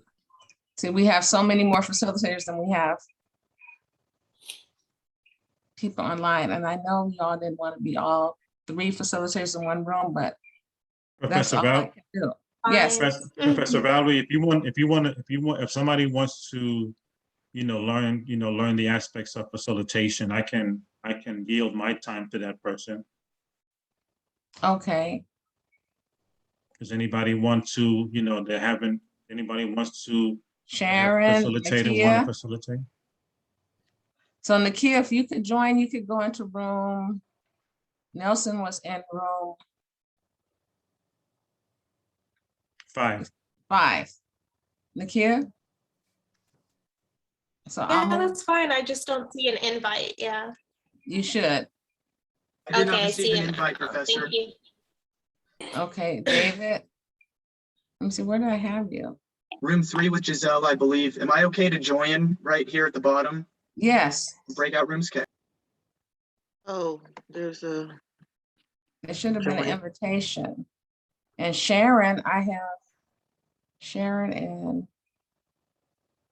Me and Sharon used to be together Sharon in room is 6. in room, But if there's should be in room not enough 4. people. Sharon should be in room 4. So please accept. Wendy? Yes, ma'am. You should be in room 3. Yes, I'll go there. Thank you. Okay. Susan? Yes, ma'am. I'm gonna have you go into room 1 with Sharif. Uh-huh. I don't see the invitation, so. No? Okay. No. On the bottom where it says more, there's 3 dots. I think if you click on that, it'll say join breakout room. I think that would take you to. Oh, okay. There we go. Got it. Thank you. You're welcome. And I have Paradise.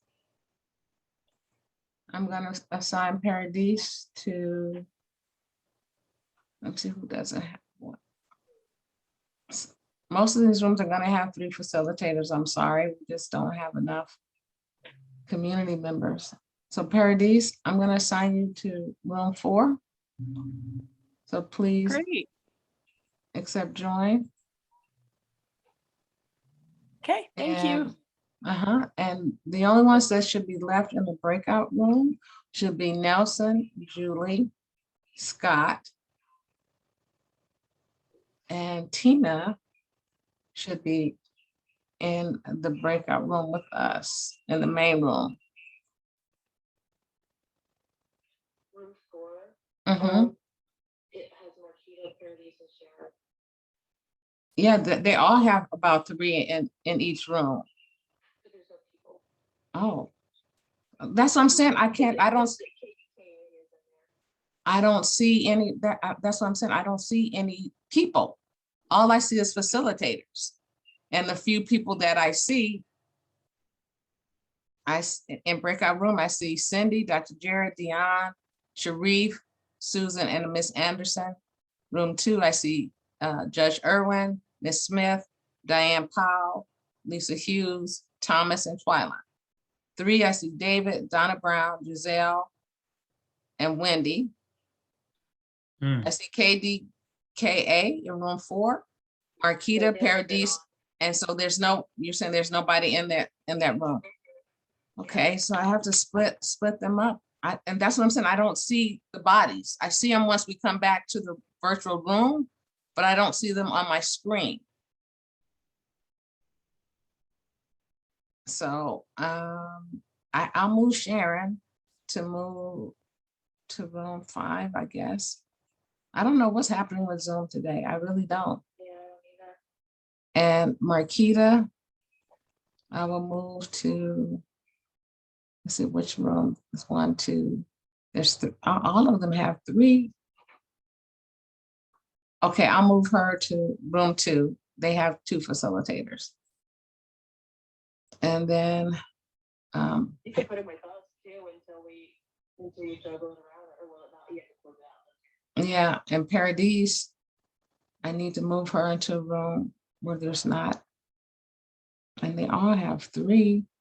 1, 2, 3. 1, 2, 3. Yeah, every room has 3 facilitators. And so I have to move Paradise somewhere because she's in a room by herself. And I can't see the public. I don't see the.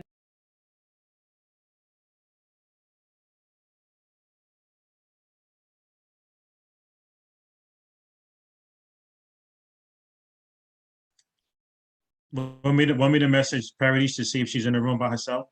Oh, okay, she's coming back. Okay.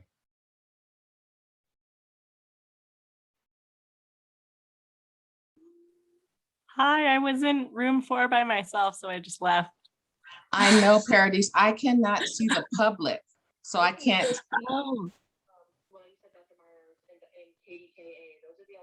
They're the only 2 that are not online right now.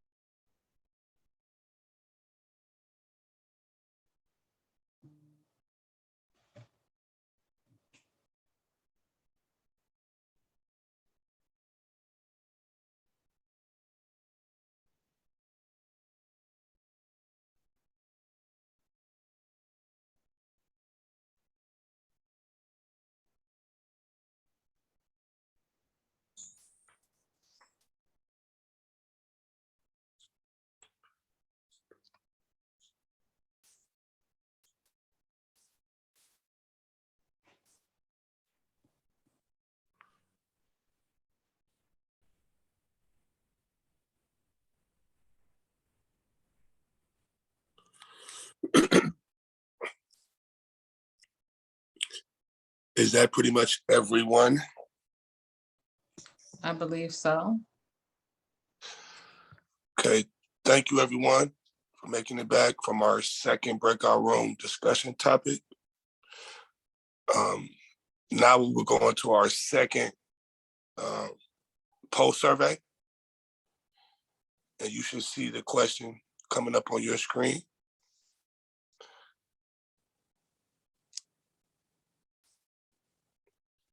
And once we have all participants submit their question or answer to the question, we can begin our second group harvest.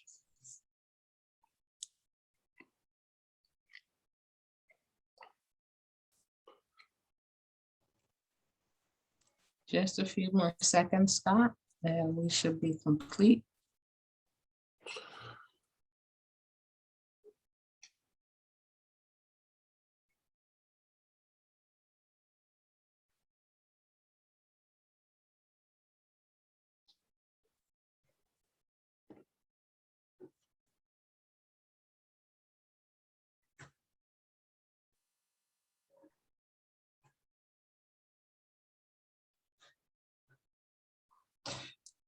Okay, we have about 2 more seconds and then I'm going to close the poll. So if you have not responded to this one question, how would you rate your understanding of financial literacy? Please do so now.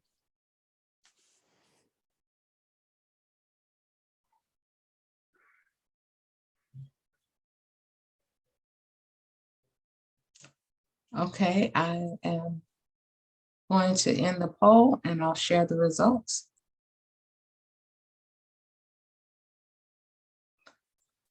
So as you can see, many of us felt that there was you had a good understanding of financial literacy.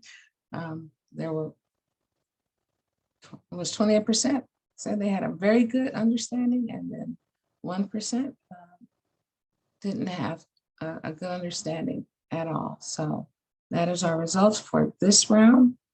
And so Scott, I hand the mic back over to you.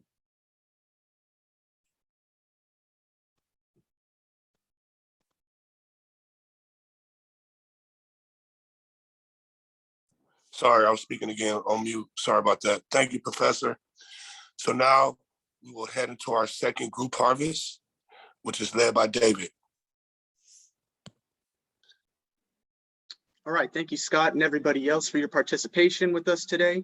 The information we've been sharing with one another provides valuable insight as to, how we see financial literacy and how we could, work together moving forward. So I would just like to start calling on groups. If group 1 would like to share what they found with us. All right. So we had a very fruitful conversation in group 1. We had some common themes. One common theme was definitely being the people that we didn't necessarily have in our lives, in this generation's lives, to be able to educate and discuss these financial issues.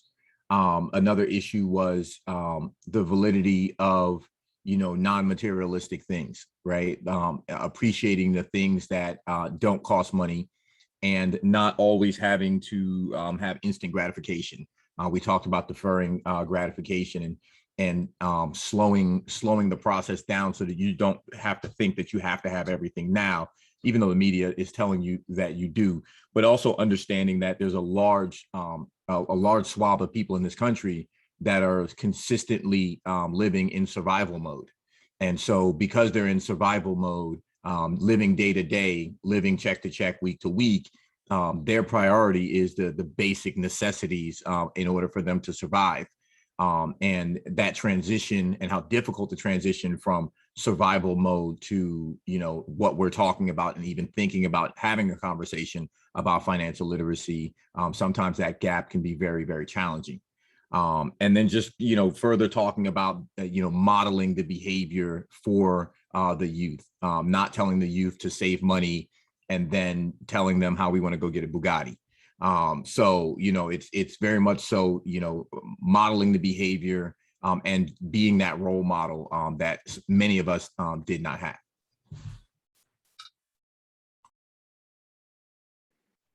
All right, thank you very much, Sharif.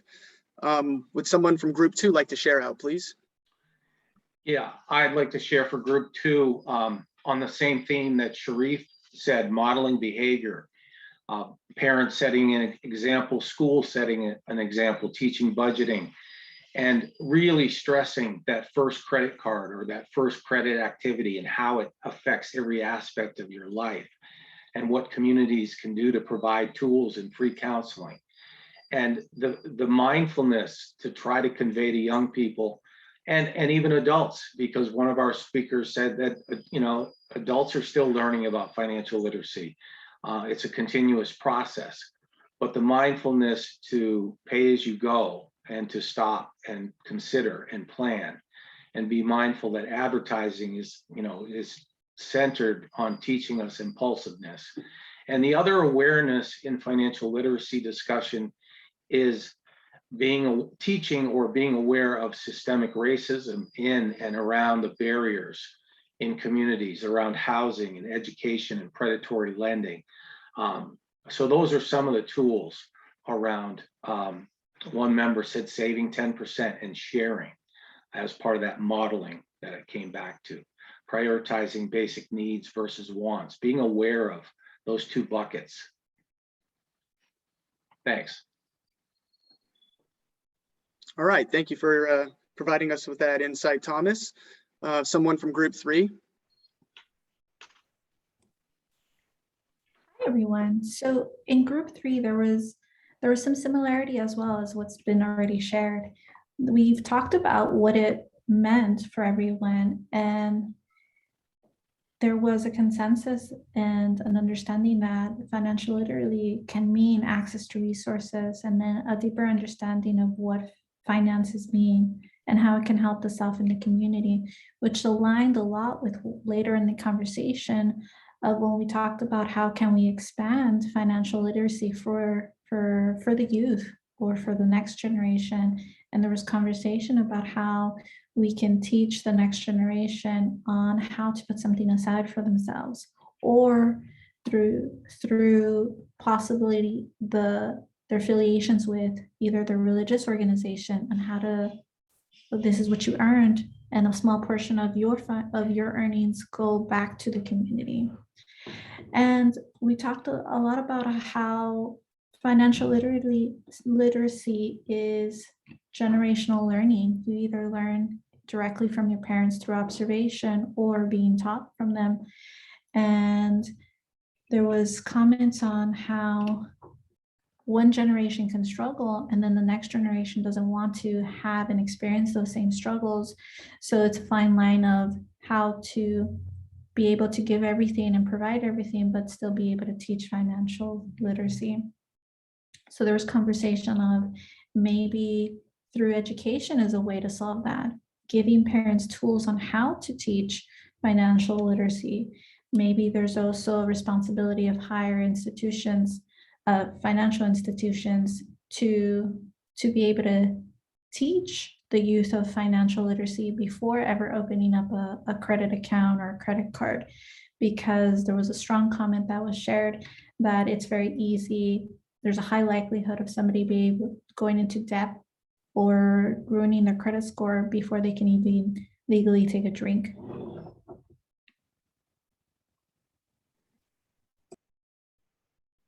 All right, thank you for sharing that with the group, Giselle. So I believe we're starting to definitely hear some common themes as we go around the room. So I'd like to invite group 4.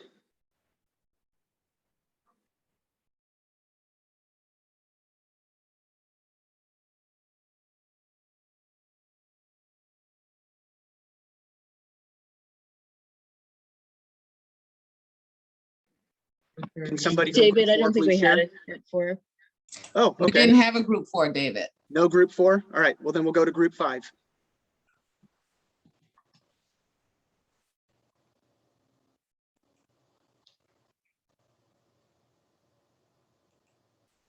Were we group 5, May? I believe we I were don't group 5. remember. Rachel, did you want to, you were scribe, would you want to share with everybody what we discussed?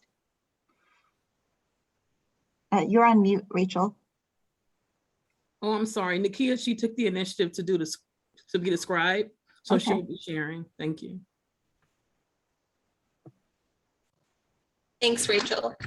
Okay, so just some key things that we discussed, which I heard articulated very well, were those pieces on generational learning and societal barriers. So we talked about the importance of not only educating our youth in school systems. That's one way we can help to introduce financial literacy, but also having resources available to parents of all ages, whether you're a young parent or a parent of another age as well, and continuing that learning process.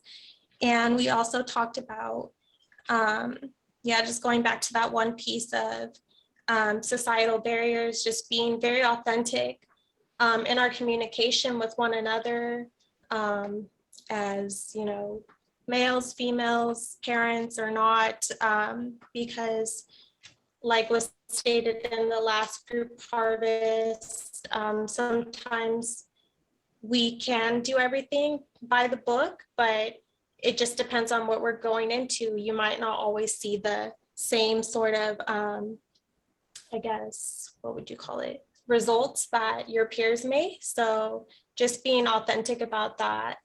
And that's it. Thank you. All right, that's great. Thank you for sharing, Nakia. So we'll move on to the next group, group 6, group 7, group 6. No. David? Yes, group 7. We did not have a group 6 or group 7. Okay. That was Are it, there any only other 5. groups that have not shared yet? No. That's it. All right. Well, if that's it, I'll go ahead and hand it back to Scott. Thank you, everybody. Thank you so much, David, for leading this harvest. Thank you for facilitators for leading the participation. Now we have one more discussion topic breakout room session. But before we go there, I would like to bring up our next motivational speaker, Moses.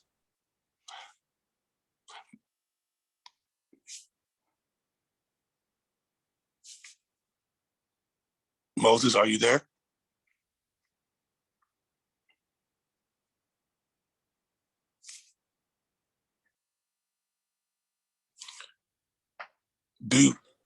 He was here, Scott. I don't see him on screen right now. I don't know if he dropped off. I don't. Would you like for me to go in his space and then when he comes back, he can take my space? Certainly. Go right ahead. All right. Okay, ladies and gentlemen, just want to say thank you for members of the youth Gen Z population. I'm going to give a motivational speech. Just want to let you know that you are being heard. We do recognize you. So here we go. Actually, I wrote 2 speeches. I wrote 2 poems, and I have another poem. So the first one will be for me. The second one will be for someone else, and the third one will be for me. But I'll let you know. So this is one I wrote. Well, this is the intro. As we take a look at our lives, as we take a look at the world around us, as we measure our successes against our losses, as we learn to take the good with the bad, as we determine what injustice means to us, as we look to the sky and often ask why, let's embrace the struggle, all while keeping our eyes on the prize. So I ask if I can speak a few truths. The first poem, Losses and Lessons. I've been named, I've been blamed, I've been changed, I've been beat. But from the pain, right through the flames, all that came was a beast. I've been missed, I've been dissed, I've been pissed and dismissed. It's nothing bliss, it's nothing splish from some of the things I witnessed. I hear the world, I see the views, yet it got me still confused. Why let the fake and phony ones win, but let the proud and real ones lose? Is life a maze? Is it a game that someone plays with their thumbs? We think we're winning. We can't be winning when they only portray us as thugs. I lost family. I lost jobs. For me, losing was nothing too new. But I came here with just one focus in mind, to help prove something to you. I know each loss is an L, but let's remove those O's and S's. Let's learn to turn each L into lessons and each woe into blessings. In this here life, we will all go through some storms, but even they can't stop it. The destiny that awaits you, the future is yours. I'll see you at the top. So that was my first poem that I wrote, and I really believe that I'm a survivor of trauma. I'm a survivor of adverse childhood experiences. I lost both my parents at an early age, really had no family, moved from Cleveland, Ohio, all the way out here to California. So I know what being alone looks like. I know what trauma looks like. I know what going through the motions look like. We know the world you live in can be treacherous. We see you, but there's a reason you must remain strong. We recognize the pain that you are going through. We hear you, but there's a reason for you to remain strong. We understand the injustices that you have dealt with. We feel you, but there's a reason for you to remain strong. So my next poem that I wrote is called These Next Years Are For You. To all the youth around the globe, near and far, no matter where you are, don't let that scar cripple your goals and dreams to be put back in that jar. It's hard to show the world when they can't see who you really are. So you mustn't give up. These next years are for you. Sometimes life can seem impossible to maintain when things seem to never go your way and all that's left is misery and pain. It can be easy to lose focus and drift away. But still so, you mustn't give up. These next years are for you. If you ever got out of bed, battling the frost from the cold, where you could only feel one finger because all the rest were froze, and there wasn't enough blankets to even cover your toes, the only chance for gathering heat was by turning on the stove. Still so, you mustn't give up. These next years are for you. If you ever starved or had nothing to quench your thirst, choosing between hunger and sleep, whichever came first, knowing everyone needed energy, but for you, there never were any bursts. When you had days like this, you often thought there could be no worse. Still so, you mustn't give up. These next years are for you. Having to go to school, expectations high, all during COVID, when you were just trying to survive, wasn't even worried about what bro did. The drama, the anxiety, all the issues of a poor kid. There were some people with strong faces, even though many more hid. Still so, you mustn't give up. These next years are for you. No teachers, no classrooms, just a bunch of Zoom after Zoom, being forced to do things by yourself, oftentimes in your room, still in front of cameras, waiting for lunch that's oftentimes started at noon, trying to get it together despite all the distractions that oftentimes loom. Still so, you mustn't give up. These next years are for you. And what about the newfound trauma that was coupled with fear from the pandemic that took our loved ones, wishing they were still here? There were no lights at the end of the tunnel. Only pain and darkness seems to be near. With all the wondering, worrying, confusion and chaos, nothing seemed to be clear. Still so, you mustn't give up. These next years are for you. To all the youth around the globe, near and far, no matter where you are, don't let that scar cripple your goals and dreams to be put back in the jar. It's hard to show the world when they can't see who you really are. Still so, you mustn't give up. These next years are for you. So I just want to say, keep thriving. I was born in a place where committing injustices against people of color without accountability was the norm. My kids was born in a place where committing injustices against people of color without accountability was the norm. We're all living in a world today where committing injustices against people of color with no accountability is the norm.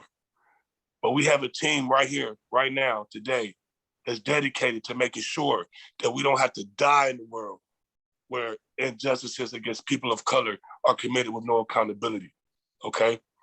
But we got to do our part, you know? We got to make sure we do our part as it says, or at this theory of nonviolent progression. But sometimes that fear that we have can stop us. So I'm asking you, this is the last poem. It's by Marianne Williamson, Our Deepest Fear. What is our deepest fear? Our deepest fear is not that we are inadequate Our deepest fear is that we are powerful beyond measure. It is our light, not our darkness, that most frightens us. We ask ourselves, who are we to be brilliant, gorgeous, talented, fabulous? Actually, who are you not to be? You are a child of God. Your playing small does not serve the world. There's nothing enlightened about shrinking so that other people won't feel insecure around you. We are all meant to shine, as children do. We were born to make manifest the glory of God that is within us. It is not just in some of us, it is in everyone. And as we let our own light shine, we unconsciously give other people permission to do the same. As we are liberated from our own fear, our presence automatically liberates others. So members of this panel, members of the Gen Z population, I leave with you today. Don't be afraid to voice your concerns. Don't be afraid to speak up against racial and social injustice. Don't be afraid to be tactful collaborators and effective communicators. Don't be afraid to tell the world how you feel. Don't be afraid to find positive ways to resolve conflict. Don't be afraid to be empowered citizens and major forces in society. Don't be afraid to stand alone for what you believe in. Don't be afraid to leave your comfort zone. Don't be afraid to succeed and be great. Don't be afraid to inspire others and then inspire them to inspire others. Don't be afraid, because your words can definitely have the positive impact on someone's life, and you could be the reason for them to change. I hope I'm doing just that today. Thank you, Youth Summit.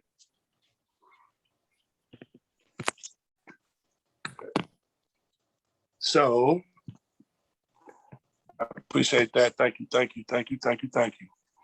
So with that being said, we will now move on into our last session of the day, which is the third breakout room. But before we do that, we have, let me see. And I think you have a question too. Yes. Go ahead, Julie, I'm sorry. Any questions? You said you had a question, Julie? I think someone raised their hand. Well, yeah, I can't see though. If you have a question, you could just, please, just blurt it out. So this is Danielle Smith. I just want to say thank you so much, Scott. That was so inspiring, so real. That has been my mantra forever. People need to hear our testimonies. They need to hear how we survive, because you don't know whose life you are saving and how you are inspiring someone. And to hear that coming from you, my king, it was amazing. So I thank you. And we must all continue to do this work. This is an all hands on deck, and we must all work together to make this country a better place. Yes. It starts with us. And I think, Nelson, are you going to review anything in the chat? One of the things I wanted to make sure that I was able to share some of the sentiments by your powerful poem and your powerful words. Of course, Danielle said, she said powerful. Wendy said lifting you up. Dr. Valerie, Professor Valerie said that was beautiful.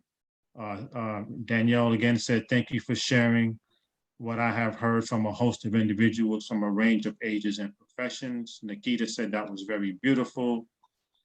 So we're having these, Sheen said, love all these poems. People agree with that. Thank you for sharing these poems, Scott. Tina said, thank you for sharing your heart. You're an excellent example for the leaders of tomorrow. That's a powerful statement. Sharif said, these next years are for you. That's very powerful. Juanita said, powerful message. Wendy, keep bringing the fire. And I love the images those poems invoke in us. That was by Sheen. Again, Danielle said, we are battling a fight that we all should be on board, because it is all about our humanity and our survival as a true democracy for us all. God bless. Dr. Valerie said, what a creative way to express the trauma associated with adverse childhood experiences. That's awesome. Danielle said, amen. Julie says, Scott, I'm speechless. That was beautiful. Thanks so much, Scott. Rachel said, thank you so much, Scott. You are really heaven sent. I lost my mom at 25. My youngest sister was only 14 when she died, and my dad was absent most of our life. Your vulnerability in your poems will impact many youth and communities around the world. Thank you for sharing, Rachel. That was awesome, beautiful, heartfelt. May said, thank you for being vulnerable, Scott. Your message is so powerful. Danielle said, yes, Scott, we are all survivors and we must continue to testify, inspire, inform, and educate our communities. Professor B said, thank you. David said, powerful. Thank you for sharing your words, Scott. May, thank you for sharing. Giselle said, that was amazing. Wendy, I want to take a moment to lift up Scott's message and really allow his message to resonate with us. Bravo, brother.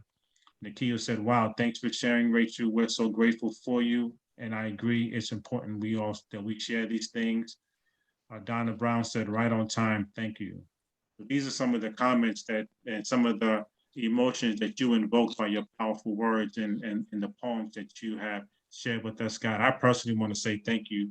I want to thank you for sharing your poetry with us and being vulnerable and putting yourself in a space that we all can aspire to, because knowing that you're in a safe space like this allows us to express freely. And I want to say thank you for expressing freely. So, so I'll turn it back over to you.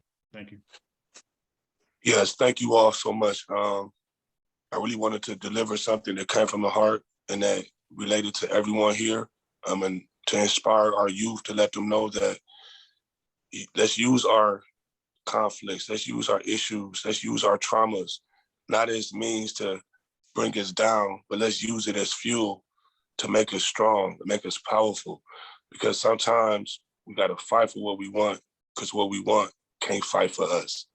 So thank you so much. Thank you so much. And with that being said, I think it's time we can move into our last breakout room for discussion topic number 3, which is about entrepreneurship. So if you can, David, would you please post the third question into the chat?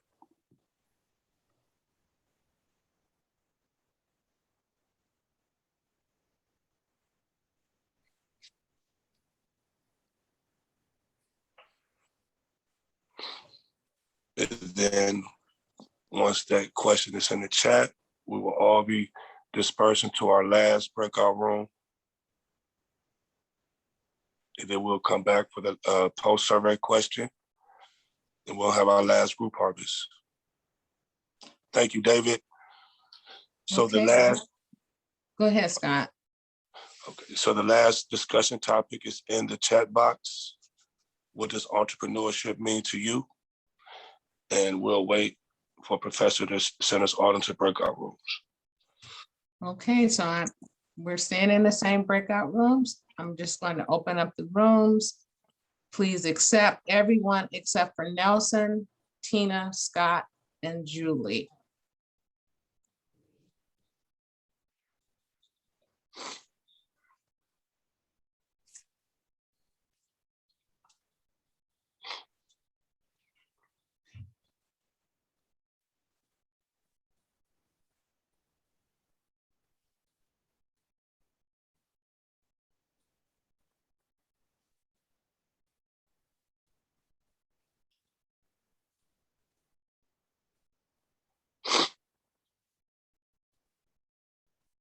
Professor? No, I didn't want to put it in the chat, but I was like, this man made me cry twice. I'm sorry. On camera. I'm sorry. No, in a good way. It's a good. It was it's necessary. cathartic Yeah, and I'm glad you necessary. did, Sharon. I'm That's glad you right. did. Me too. I really appreciated it. Thank you so much. Thank you so much. Thanks for sharing that stuff. I don't think it's a big deal. Really appreciate it.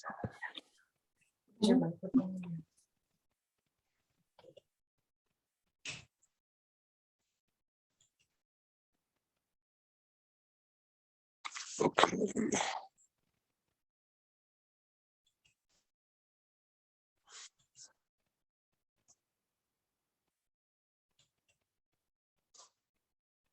Just a couple more seconds so all the participants can come back And then we will have our last post survey. Then we will have a set of exit poll questions. And then we can go over our prize drawings.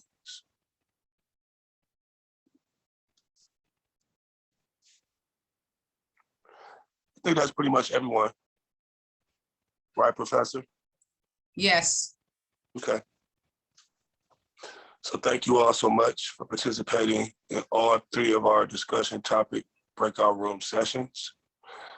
So we're getting close to the end, but before we get there, we would just like for everyone to answer one more post survey question. And whenever you see that question come up on the screen, please fill it out and hit submit.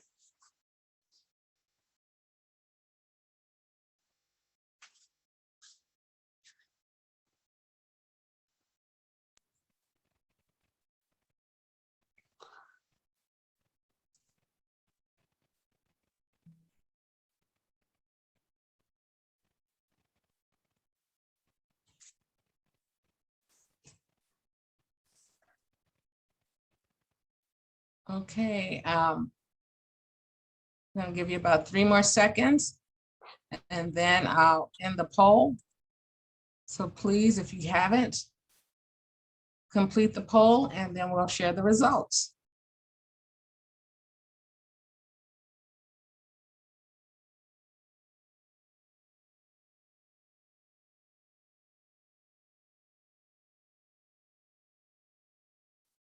Okay, our poll has ended, so I'm going to share the results. So overall, the ratings for how you would rate your understanding of entrepreneurship range from very good to neutral to poor. And again, we thank you for sharing and participating in our poll. And so Scott, I hand this back over to you. Thank you, thank you, thank you. Do we have another set of exit survey questions? We have one, and Okay. I need to just ask David if we want to do the word cloud, David, and have everyone enter a word in the chat summarizing their experience, and we can create a word cloud. Yes, that's a great idea, Professor. Thank you. If everyone could please enter a word in the chat, something that they learned today, something that they just take away, an emotion that you feel. It could be anything, but just please enter, one word, whatever comes to mind in your experience in the chat, and we would really appreciate it. Thank you so much.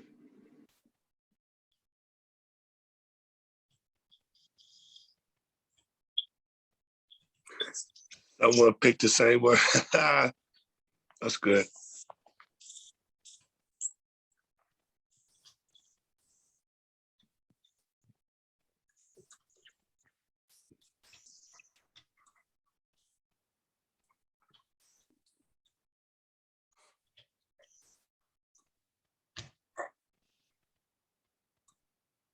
Thank you, thank you. As we see these words filling up in the chat box, please, please, please make sure to add yours. Thank you so much. So we want to respect everyone's time. We know this youth summit was from 9 to 12.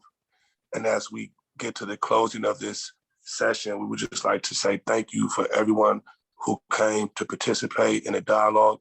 Thank you for everyone who helped put this together. Thank you, Professor Valerie. Thank you, Dr. Jared. Thank you, Julie. Thank you, Black Women for Positive Change. Thank you, everyone who's affiliated with Peace and Education. Really appreciate everyone. Thank you so much. But to close us out, we have a prize drawing. So we will have Professor let us know the winners of our prize drawing. Oh, certainly. So thank you to our sponsors, and really hats off to Sharif for saying with no hesitancy that he would be our money man. He would get some donations in to support this event, to support the youth. So we appreciate you, Sharif. Thank you. And so we have raised $1,000. And so we have 2 youth online. And I don't know the name of the youth that's on the iPhone. So if you could please identify yourself, that would be great. But we know Chemo Green is here. Chemo, where are you? I can't see you. You're not on camera. Mr. Chemo Green. Yeah, he's not comfortable being on camera. Oh, If that's okay. okay. Okay. So Mr. Chemo Green is one of 2 youth that are online, and Chemo, you are one of 2 recipients of our drawing today. So congratulations. You will receive, it should be about $500.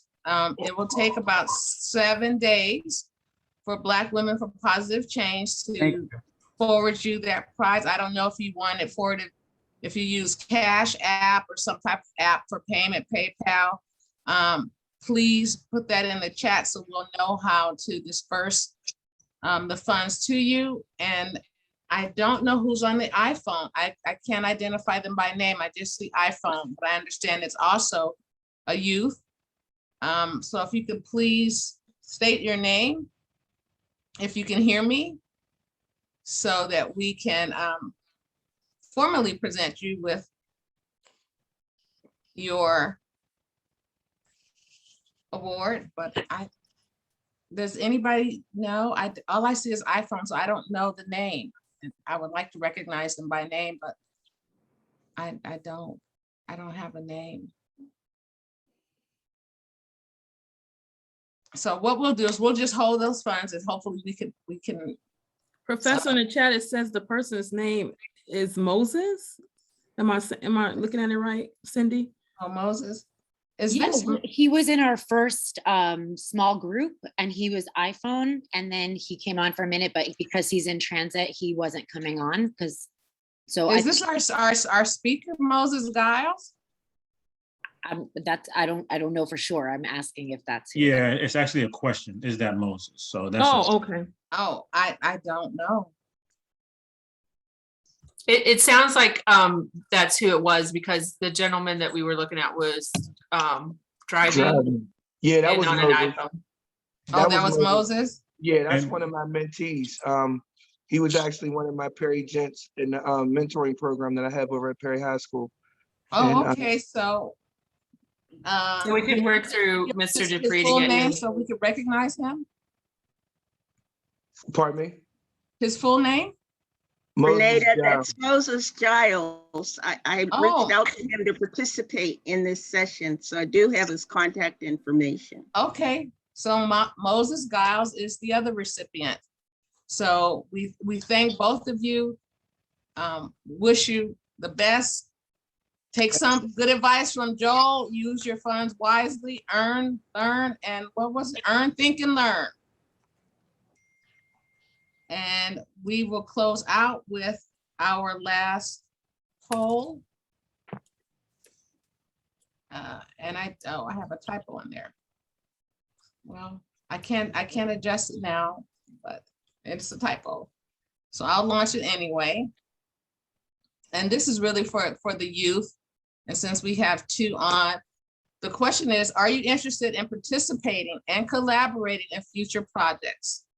And they said yes, so we got 100%. That's great. We have all these wonderful voices and energy in this room.